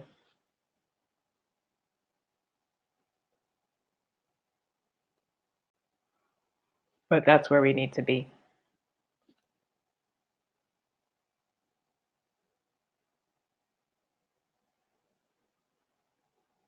Okay. This is nice. Because normally, or not, well, a lot of times when I am channeling, the energy merges with me. But in this case, I'm seeing that this energy is staying separate so that there can be the experience of relating with another that vibrates in that same capacity or operates in that same capacity, to have the experience of holding the space in the midst of that, holding this beingness, holding this mind, holding this orientation in the midst of the interaction, so that it can be healthy, healing, and whole.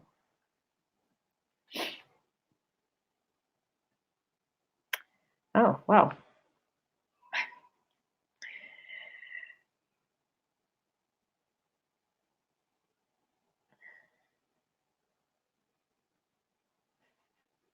That was interesting.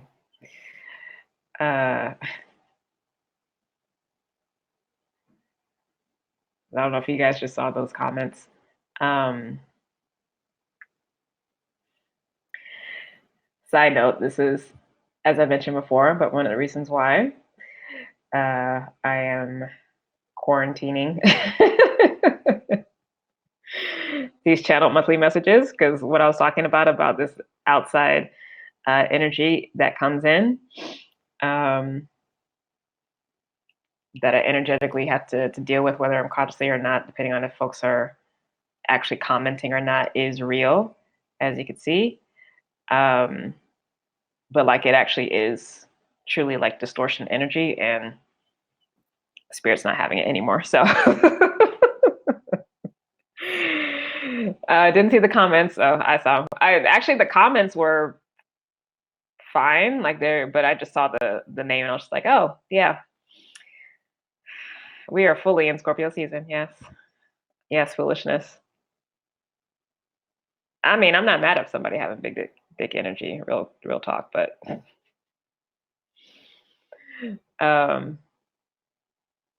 actually might not have been an issue if it was just big dick energy, but their name, I was just like, oh, I can't even like have fun with that,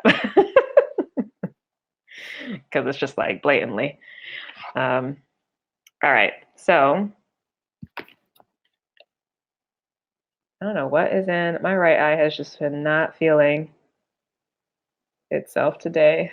with this contact, and I've cleaned it twice. I don't know what's going on. All right, let's get into the channeling. So 131. Right?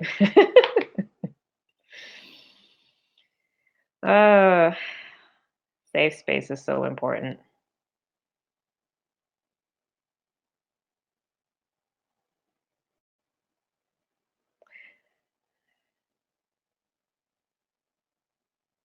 Safe space is so important. I'm gonna still be here on YouTube though, but I think I want to have. Well, I mean, right now this is fine, but I think eventually, if there is a time when I need to just set up my own kind of like internal online network, I will have to do so. Oh, you're right. I feel sore today, and I don't work. Oh, that's so weird. Like my eye has actually been fine, but like, it feels as though there's something in it. But like when I put it's fine when I didn't have the contact in, but when I put it in, it feels like there's something on there. So I, cleaned it, put it back in. It was fine for a little bit. Then it wasn't. So I took it out, cleaned it again, and like now it's like not again. But like literally nothing has changed. Like you've seen me sit here this entire time, and I don't know what's up. Because it specifically feels like there's something there. It's not like because sometimes when there's stuff going on, like I'll actually feel different energy, or like there'll be different vibes, but this actually feels like something stuck in my eye. But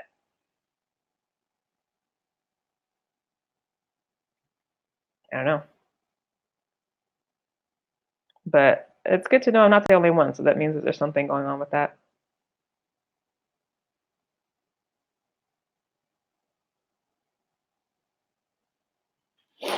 It's annoying. Oh, actually, I want some water. All right, so hope everybody's good. So we're gonna drop into the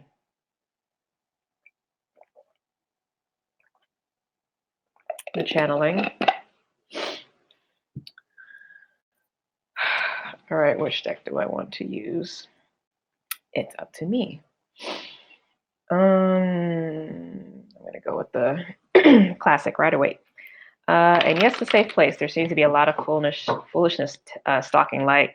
Real talk, y'all. Real talk. Listen.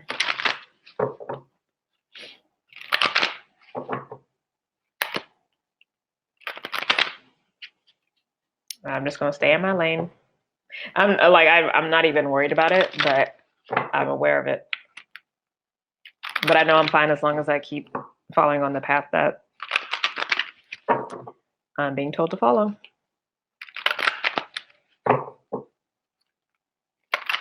And that's it.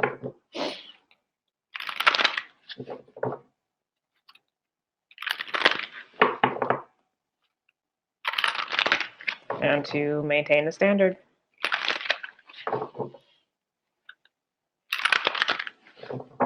There's no time or tolerance for the foolishness.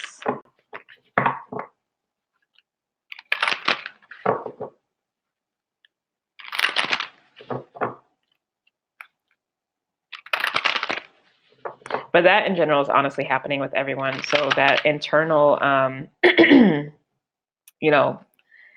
internal spiritual warfare that's been so prevalent basically since the autumn equinox, I think that's going to continue to be pervasive as the spiritual warfare continues, because we're at another level or a deeper level of things needed to get rooted out in advance of this new light wave coming in. So it's going to show up differently, obviously, for different people. But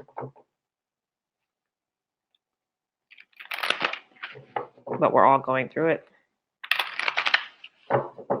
So it helps to test our ability to stay on our path, regardless of what is showing up that might try to pull us off. And as long as we go slow, we'll be fine, because things will go fast next year. I will say though, even though I'm not in general looking forward to a lot of the external stuff next year, which I think is going to really be front and center, I do think on a personal level, for people, individually, like it will be really, really good. There'll be a lot of progress made for what spirit has for each of us individually. New communities, new connections, new soul groups. Like there's going to be a lot of good energy.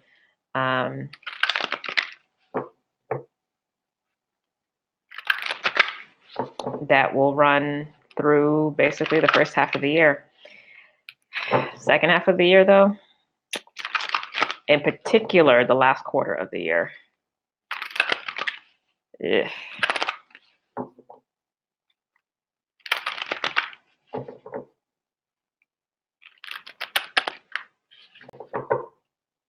At least that Mars retrograde is happening in autumn, though, so it's a spiritual new year, so it will force us to, like, we're already going to be slowed down anyway in doing the review, so, we don't need a lot of Mars energy making us push through, so that's at least that upside. There's just so much happening. It's difficult to sum it up because it really does feel like it's going to be a year of polarity. I mean, that's the Gemini energy. A lot of positive, quote unquote, and a lot of negative, quote unquote. And it's going to be this pinging back and forth.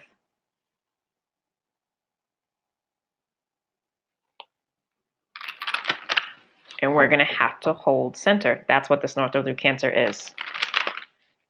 The heart, the higher mind, shows the way forward. Tale of Two Cities. I haven't actually read that book. I will write that down. Maybe they have it online because I don't know that I would necessarily buy that. Who wrote that? Best of Times and the Worst of Times. Oh, that's where that quote came from. Do you know the author? I also just had someone remind me about Wild Wild Country on Netflix, which I have in my queue. But I'm like, oh, I need to watch that. That's going to be interesting because that might be important to drop into for the spiritual industry. I mean, yeah, best of times and worst times, the first quotes. Interesting. That's what I think it's really going to be.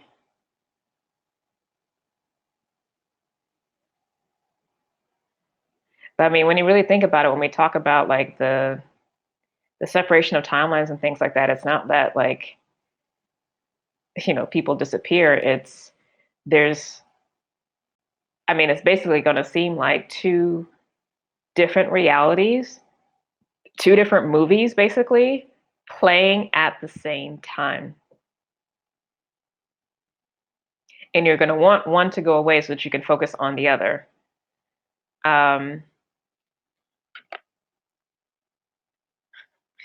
I love how Instagram was like, oh, should we let this, or not Instagram, but YouTube was like, should we show this comment because it has DICK in it. Okay, Charles Dickens. Yeah, I definitely won't buy that, but I'll see if I can read it online.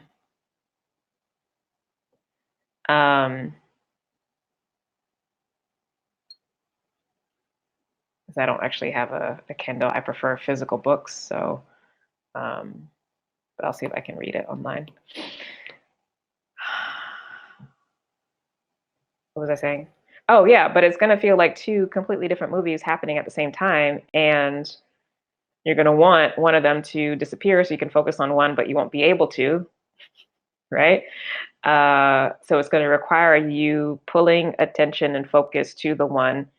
You obviously can be aware of the other, but training your mind, training your emotions, training your actions to be engaging with the movie that is playing that you want to be associated with.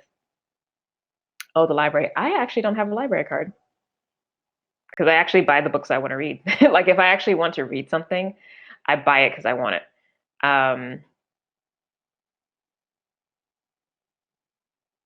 Regardless of like the size of the book or if it's like multiple volumes, like I invest in the physical things. So like having something that I would buy and then return, or like get and then return, like I understand the concept, but it's not something that I would engage in if I actually want to read something. Like I don't do I don't do charity reading. So I literally would not even use, like, obviously, would not even use a library card. I mean, I support libraries. I do. It's just, yeah. I just already know, like, I wouldn't be. uh, I might not actually have to read the whole thing because the fact that I'm not even like feeling Charles Dickens right now tell me it's probably not too much in there I need to be concerned about. But anyway, I keep hearing separating the wheat from the. Oh yeah, the thing I think is wheat from the shaft.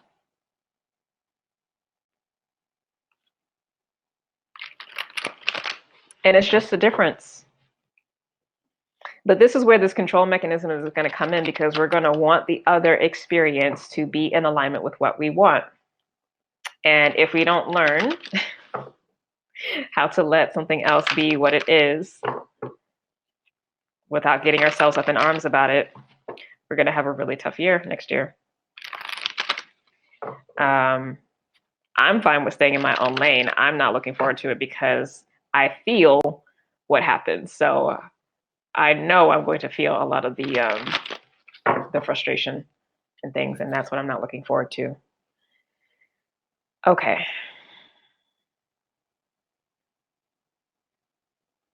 I'm gonna keep the time the same for the channeling because all of that was not rambling. It actually was relevant. Okay, so let's see. First, the general messages of what Lady Nada has for us for today and this week ahead. Okay, so Three of Pentacles. This has been showing up so much. This is at Mars and Capricorn. Personal development. And also promotion. Right? So that's the energy that she's sitting in. Also, too, with this, anytime we have that three, that makes me think of alchemy, which is the moving out of a place of duality into singularity. So coming out of this back and forth in the higher self, the Christ mind specifically. And this is Pentacles, so earth energy. So there's the practical side of the embodiment of that. Okay. Ace of Cups overall is what this is about, which is the heart. Oh, and this dove here placing this deposit. There's this cross here. It's not the T cross like the crucifixion, but it's a equal quadrants cross. So this reminds me of the four elements, or again, foundational things.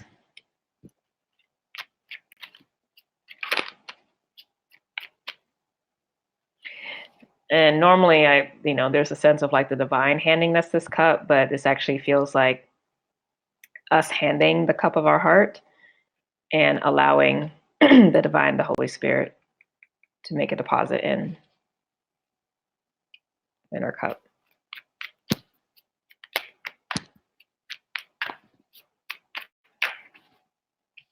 I'm also noticing, obviously we're going to stay on this card for a minute, that this cup is held above the waters below. Now the waters below actually are not that turbulent, but I don't know if you can see there's actually lotuses there. So we know lotuses grow out of seemingly dirty water, right? Or just like, drudgery. So this cup that's being handed there to the divine from us is being set apart, a new heart being set apart for a fresh new deposit. This is actually feeling like a conscious choice to hold our heart above this And that might actually be a helpful visualization, is to imagine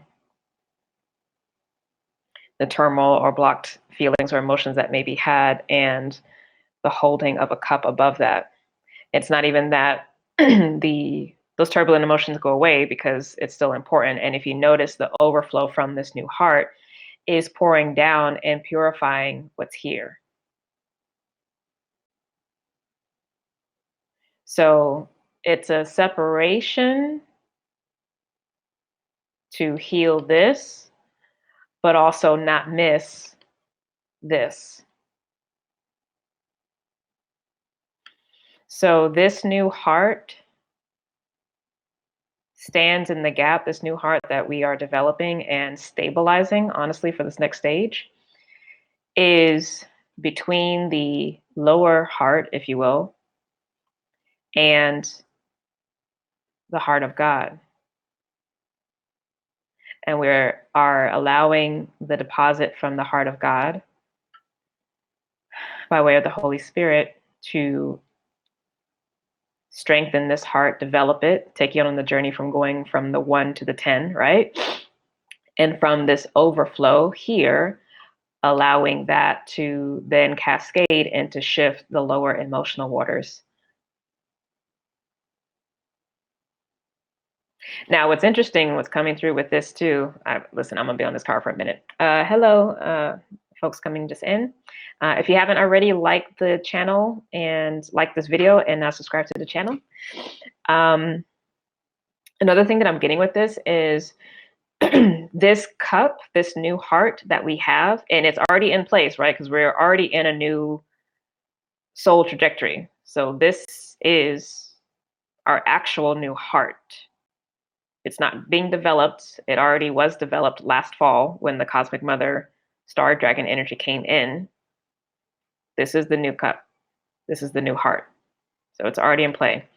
What's not happening here is this heart is not scooping up this water, and it's not asking the divine or the new energy coming in to change that, to heal it, or to make it better. Right? It's the objective, or I guess the directive, is to focus on strengthening this relationship with the divine heart, and then letting that overflow transform this. So this is the afterthought. It's not an ignoring, because there's an understanding that this is supporting the transformation. But this cup is not in here in this big ocean of water trying to transmute all of that water. It's a single cup. It can't do that. It's also not its job to do so, because this stuff is also the collective emotion. But there is a greater power in the cosmic heart to transform and transmute in a way that we wouldn't even be able to fully understand. We are the interfaces of the divine heart to so we are the channels, basically, of the divine heart to come through and transform the collective heart, so to speak. So we are a place where this energy gets stepped down to be received by the all.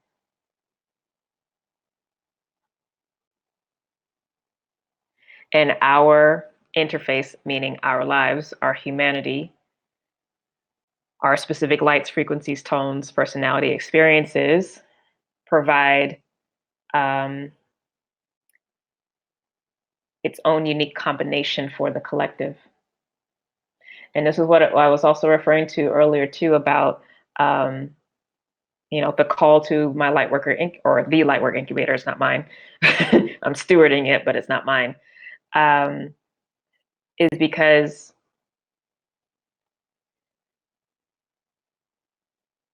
You receiving and consciously engaging with this transforms the collective, regardless of the industry or the work that you're doing.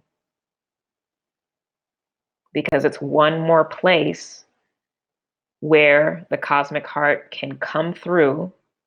It's one more place in the larger collective heart dam that a hole is being poked through for this clear, pure, transforming, transmuting, holy water, holy love is able to come through to clean the greater waters.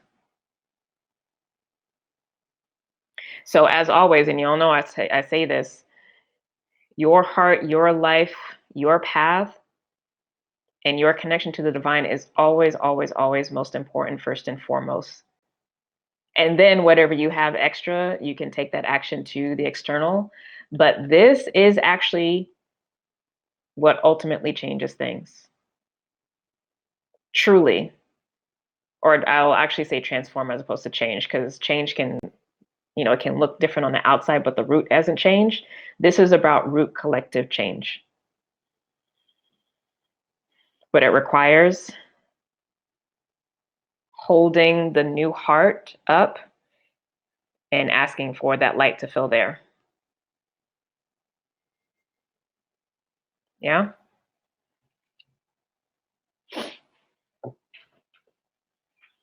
Where does your source of power come from? Our source of power comes from God directly. I speak of I am in his spirit, but then I hear you say cosmic mother. So you probably are new to me. All of us to me are fractals of the one.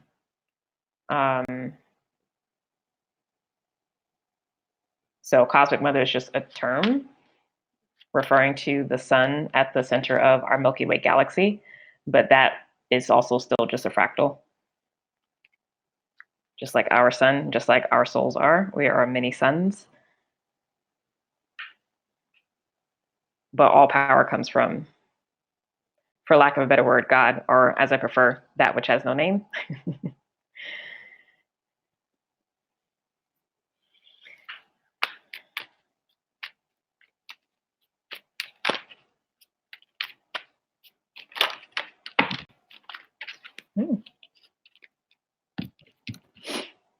Okay, we got the Hermit.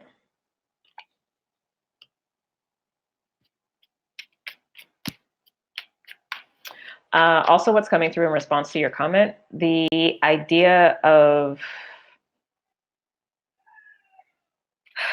power as well, or difference possibly in power, is related to how much is being allowed to flow through. So I allow a lot to flow through. So I may seem to have more power. However, that is actually in reality not true, because everyone else has that power. So if they go on their own journey and do their own work and continue to do so like I am, oh, beautiful.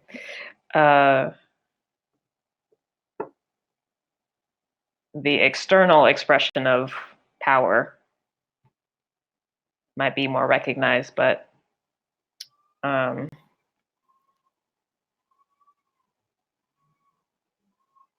what's happening in the external is not necessarily what's really true underneath, right?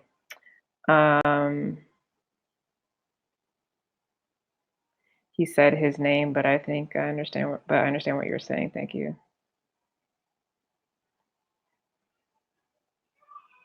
I don't understand what you said by he said his name. But okay, I'm glad you understand though. All right, so after the Hermit, we got also Queen of Cups. So this is literally the soul. this is the card of Cancer. So Hermit, of course, is Virgo, but this is the inner mastery. And as I mentioned this before, following the light of the soul. On the outside, it looks like there's Not a lot, right? But this person knows the truth and they have access to the mysteries now. We also have the Eight of Wands. And then finally, we have the Sun, which is also another soul card. But again, that fractal energy I was talking about. And bottom of the deck, this is basically the same energy, the Fool, brand new soul. This would be, for what's out right now, this would be the Christ consciousness. Okay. And this would be the unique expression of you as you are as that Christ consciousness. Right? We are the sons, S-U-N, of God, of source, of that which has no name. So this is your unique expression of this. This is more so the higher mind, but this is in alignment with the Christ mind.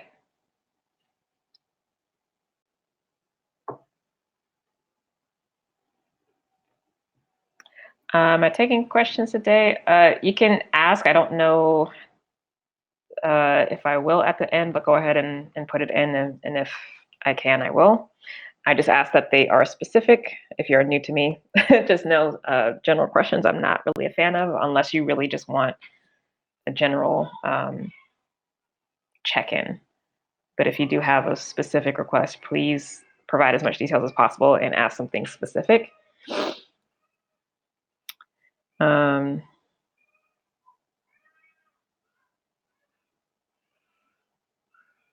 As that baby starts crying.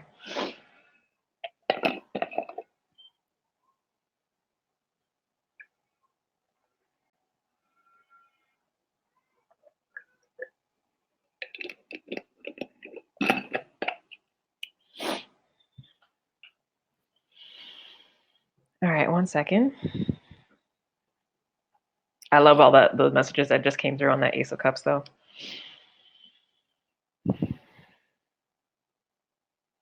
Okay, so basically that Ace of Cups was, I mean, that really was the message. In order to be able to do that, we have to embody this hermit energy, which means being focused on the soul, being focused on the light, right? Which will require keeping that part close to home, close to self. Like this is not an energy that or an experience that needs to be shared,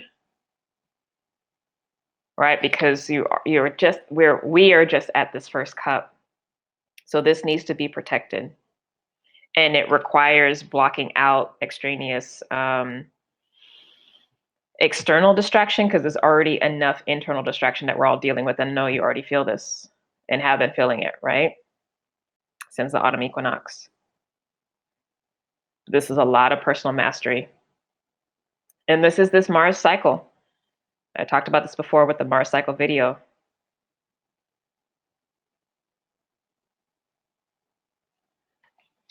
Strengthen the new heart that you have, because like I said, it's already in play.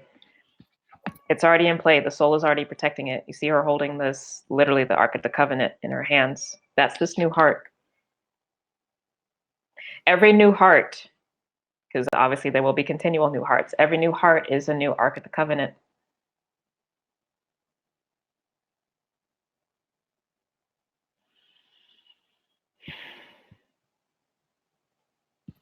That's actually our priority. And then specifically, this would be the priority, I mean, in general, but also over this next week specifically. So there is something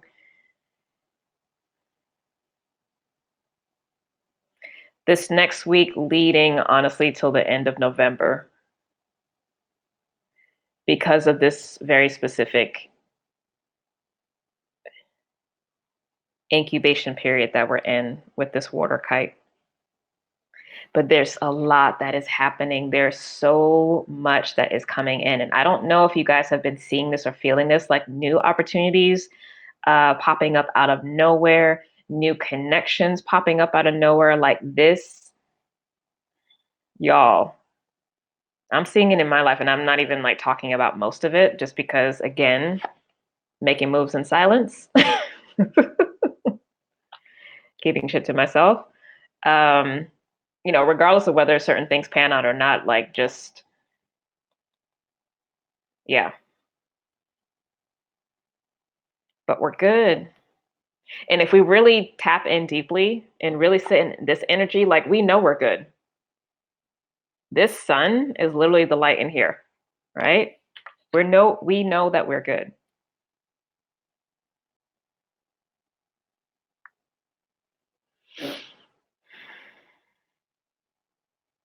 Right under that Fool card, we actually have the Judgment card, and this is a Uranus card for me. So there is, like I was saying earlier when I was talking about the astrology for the week, there is a deeper understanding that is in play right now that Uranus is bringing to fruition for us, or to revelation for us. So especially, because these are the dark days of the moon that we're sitting in right now, really sit in this energy, because you might get a really nice deposit in your spirit, but I would say specifically offer up your new heart and visualize yourself like literally offering up your new heart to the divine, and let that divine white light pour into that new heart, and start shifting your focus there, of strengthening and developing more energy there into the new, versus putting as much focus and energy into the transmutation of the old. I mean, like, obviously we can't completely ignore this, but we also don't want to go to the extreme of being like this versatility card was saying earlier. We also don't want to go to the extreme of letting the negative take up the majority of our focus, because regardless, the old is dissolving. We are on a new path, and we do need to continue taking steps along the new path. We are already on our new timeline. We've been on the new timeline. It's only been a couple weeks, but we're there. So can you get to like a 60-40 ratio? 60% into the new energy, 40% supporting the dissolving of the old, And that might be tough. You might actually find some internal mental or subconscious pushback on that. But that's where the internal spiritual warfare comes through, right? And you just have to make the choice. And Venus will continue to help us through that. That's actually where Venus is leading the way. So yes, next week I'm getting, especially as Venus shifts into Sagittarius, which I believe again is happening Thursday.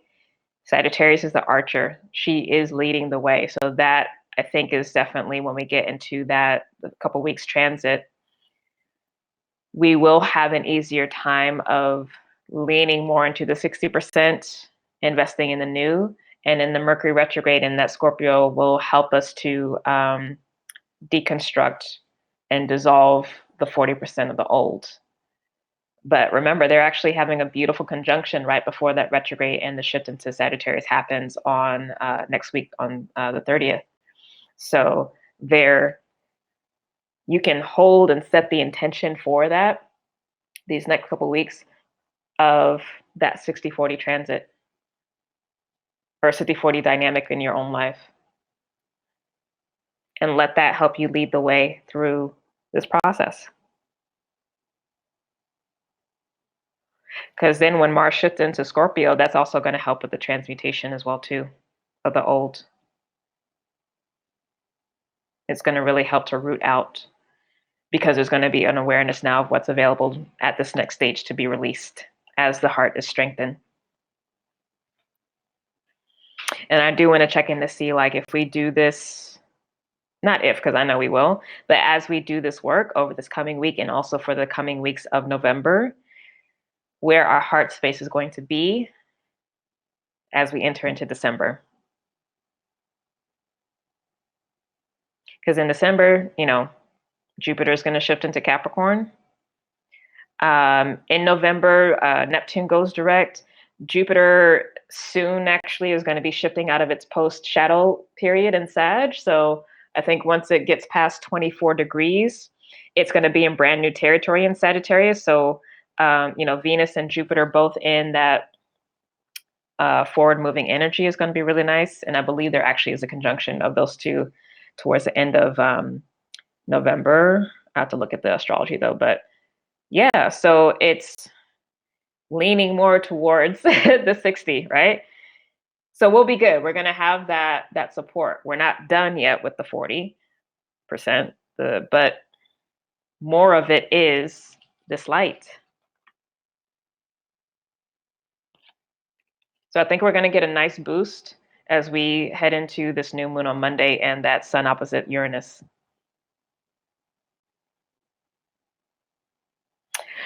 It's really making me want to think. I'm going to go back and check about what was going on in my life at that time and what intentions might have been set at that time.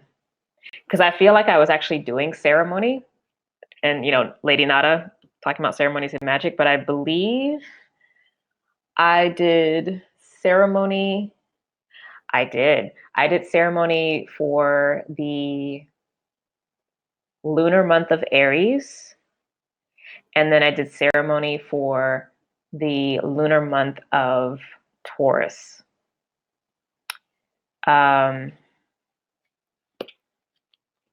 the lunar month of Aries, I was specifically setting the intention for going along my higher trajectory path and then and staying in integrity with myself. And then the Taurus one, because of its place in my chart, definitely had to deal with money and resources as well as connection to ancestors. So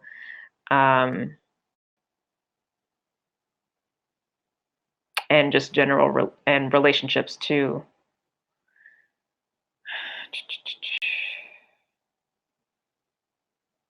Okay, so the Aries lunar cycle was the beginning of April. And then we had that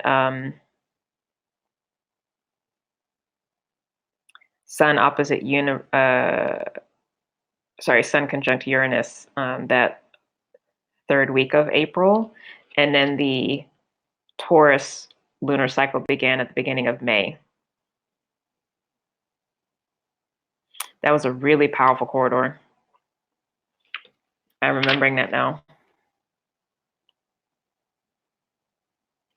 Yeah, and that's when right before then, so that oh yeah.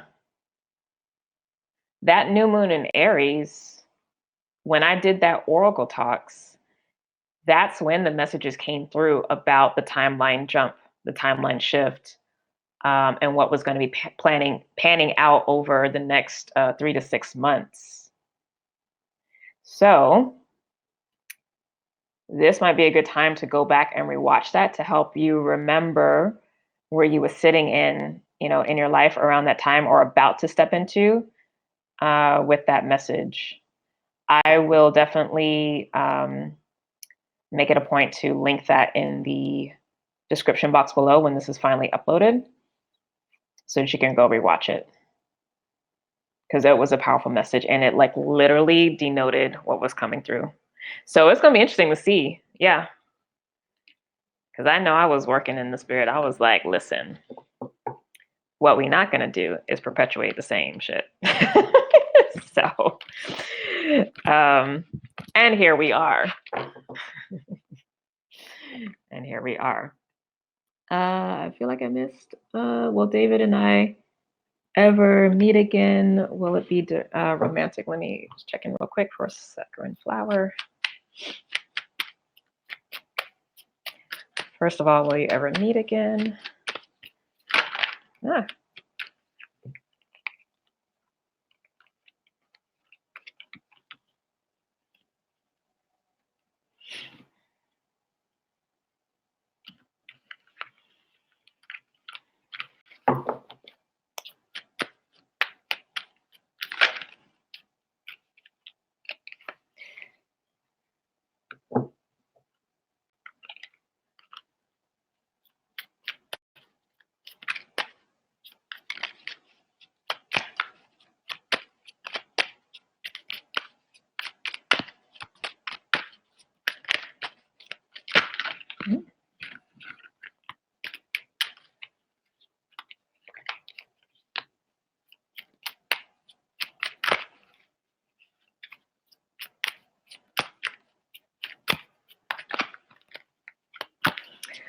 So this seems to be definitely a soulmate connection.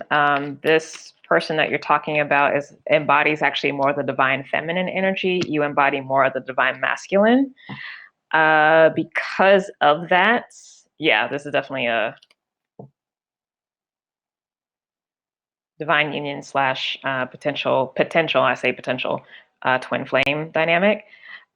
Because you are embodying the masculine, though, principle in the spirit, you would have to reach out.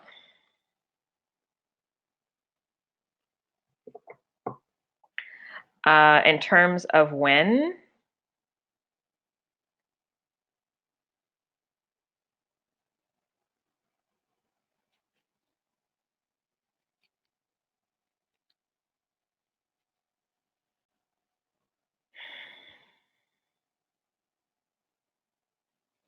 you might actually want to wait till the next equinox, which is the spring equinox.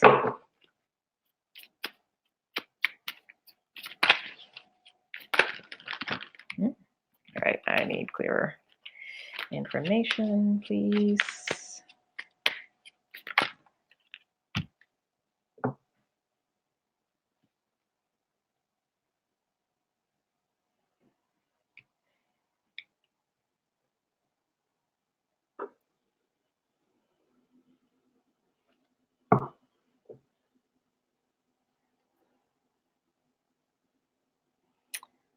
When is that next? Yeah, I mean, definitely after the beginning of the new year, but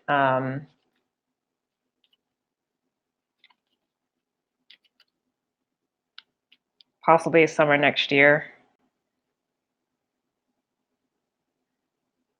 Or yeah, between spring equinox and summer.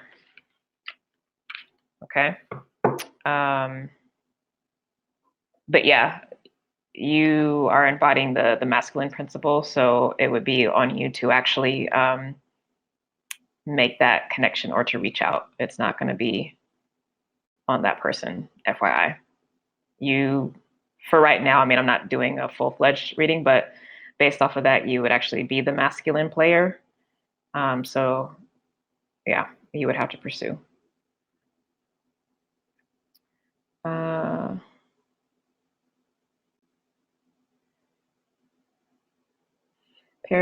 Hold on. This is the time of awakening. I mean, it's been awakening. Paradise is around the corner. We're already in paradise, though. Rejoice and feel powerful. Be the lighthouse. Yes, you're called to be. Thanks for your service. You're welcome.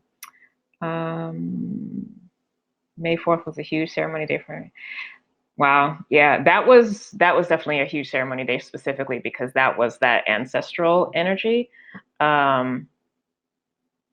For sure, and the money and relationship stuff. So it was a big day, but I did specifically start with the Aries new moon with getting myself right before I even came into that energy. So yeah, I'm really curious.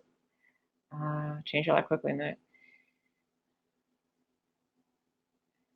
I don't know what that is, so I'm gonna hide that. Uh,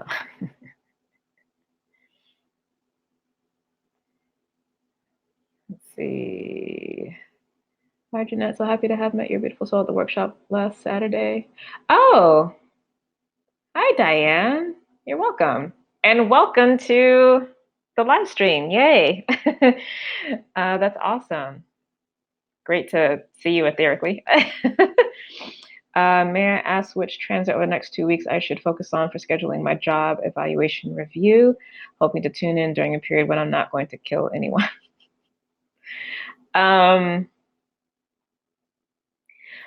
For that kind of question, that would be an astrological read. So I would say book a 15-minute quick fix astrology recording, and make sure when you make the booking that you give me your astrological details, because I actually would need to know that as it relates to the transits. Kind of going to depend on where things are hitting in your specific houses. So that would be the most accurate and best way of use of time. Is Kay going to come back?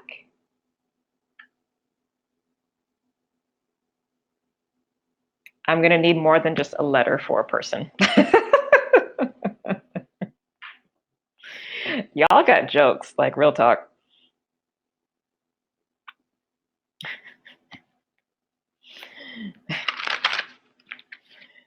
Y'all stay with the jokes.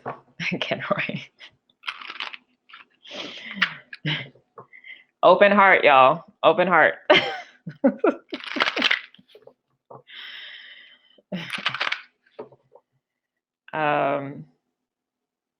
Is he going to come back?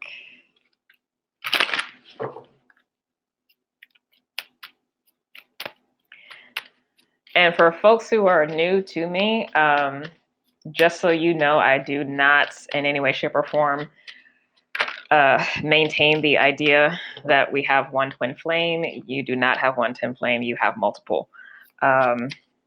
So please, please, please try your hardest not to get locked into one person, because that's another thing that Spirit's going to be dealing with everybody about next year.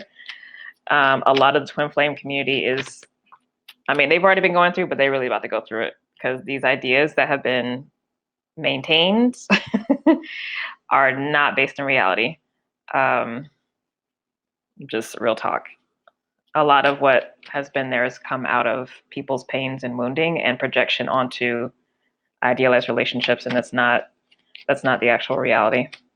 Just as a side note.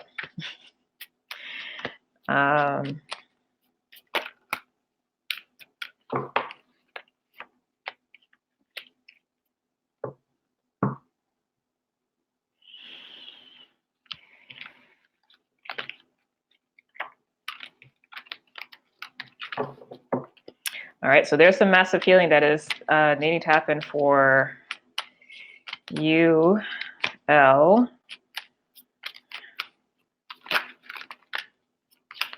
That relates to personal power on one hand, but also like control issues that may have popped up regardless between the two of you, but it's specifically related to the feminine energy, the feminine principle.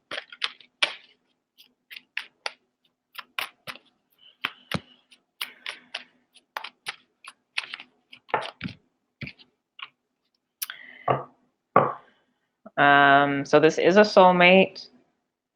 There is the potential for twin flame, but this is very much unknown.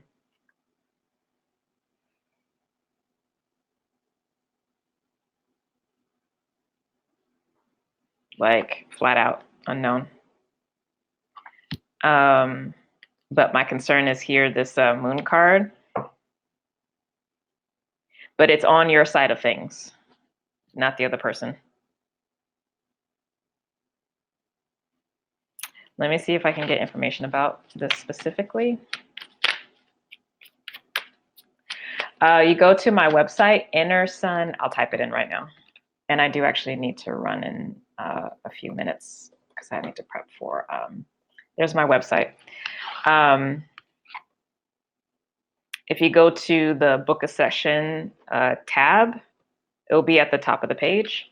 There's a drop-down menu. So I believe I still have the 3 options. One where you can do either tarot just by itself or astrology by itself for 15 minutes, or a combo of the 2, or I might just have, I don't remember. I think I've changed it recently, but yeah, it's there. There's my website. But those are just recordings. Those aren't live with me. All the live sessions have to be half hour or an hour. And live meaning like live video. Or a live phone call, either or. But the 15-minute ones are just pre-recorded.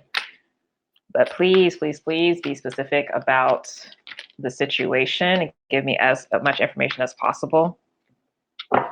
Because the more general you go, the more general the message is going to be. So.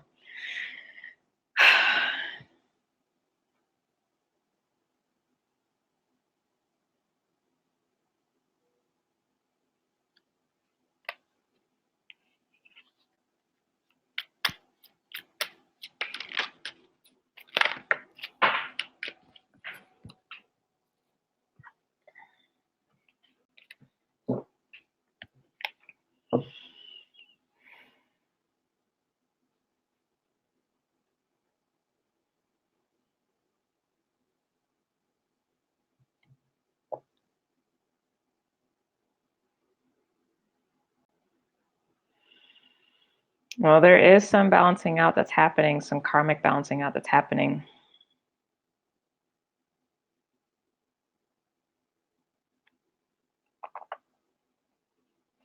That you have to be focused on. And that really would have started with the autumn equinox.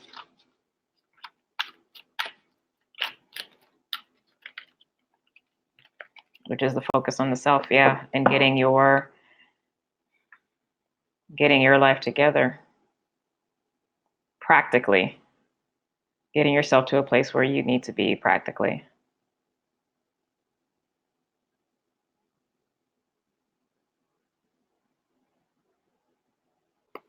So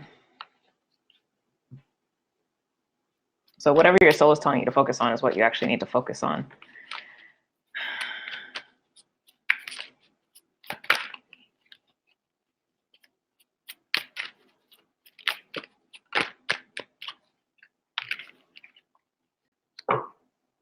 Yeah, because you're in the midst of transition right now.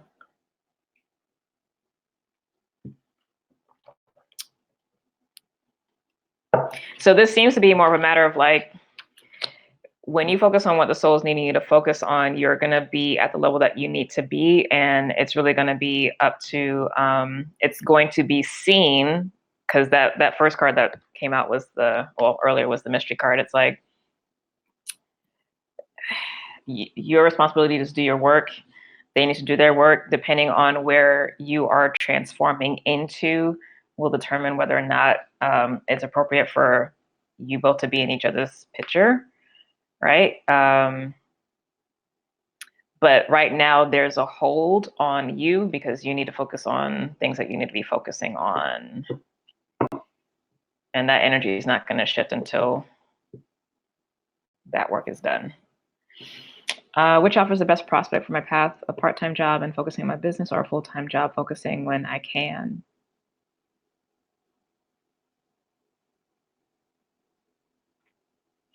Well, I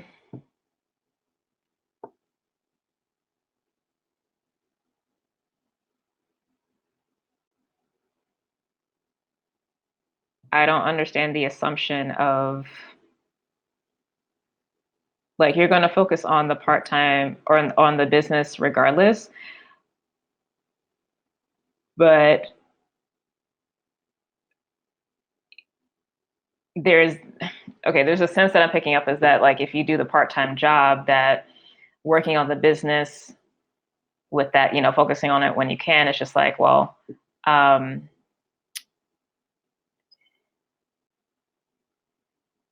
it's a secondary thought when it should actually be sitting in the same prioritization. And actually, when you have less time, the more specific and effective you are forced to be, as opposed to just filling time just to fill time. So that's actually a consciousness shift, because there's not going to be a difference. It's not going to be a difference. Oh, okay, great. I look forward to connecting. Yes, schedule soon, because yeah, I'm actually probably going to close my book soon for the rest of the month.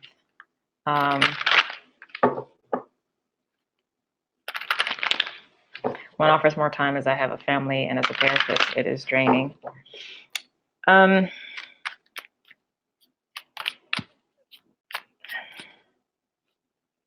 The guidance is the same. It's like the things that you have to do, you would have to accomplish regardless.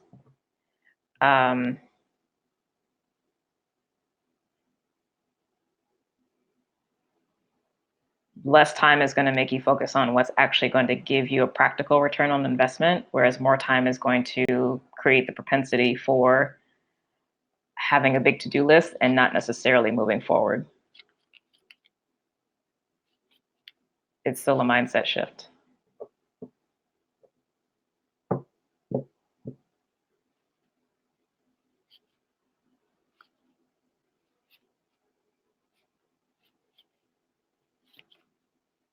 It's still a mind shift. Okay. All right. So, oh, you're welcome. Closing messages. And then I'm going to run because I have to pee and need to charge my computer for my next session. Yeah.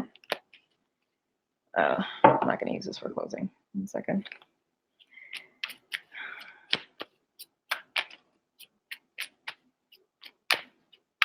So what came through was really important, guys. It's subtle, but I really don't want you to take this lightly. And this is similar to what I was picking up with Neptune last week.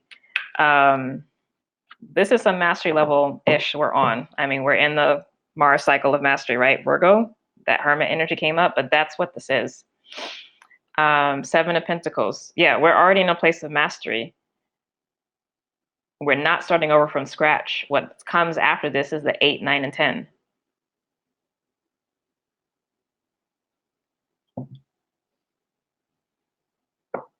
Bottom of the deck, Emperor, personal power, soul power.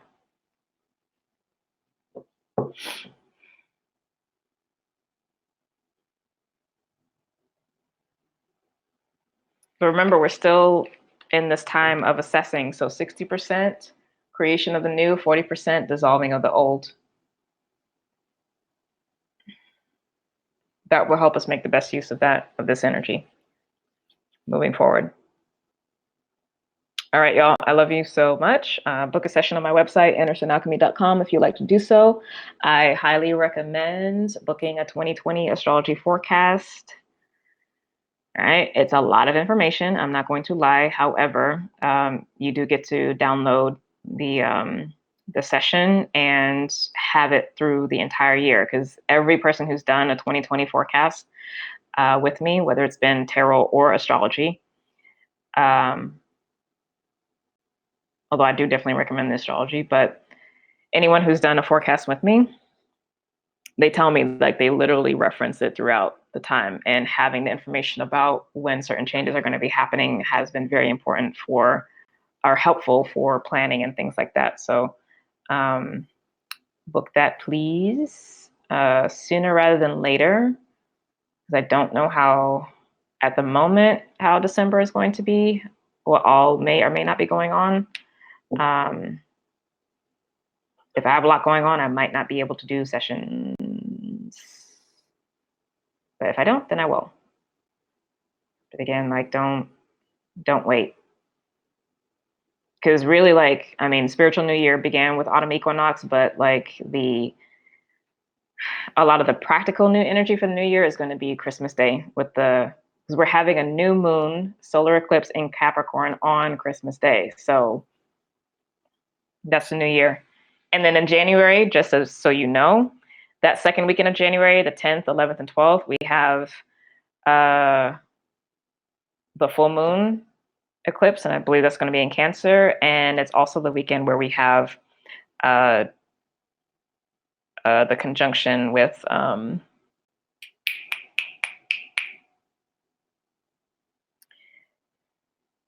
Jupiter.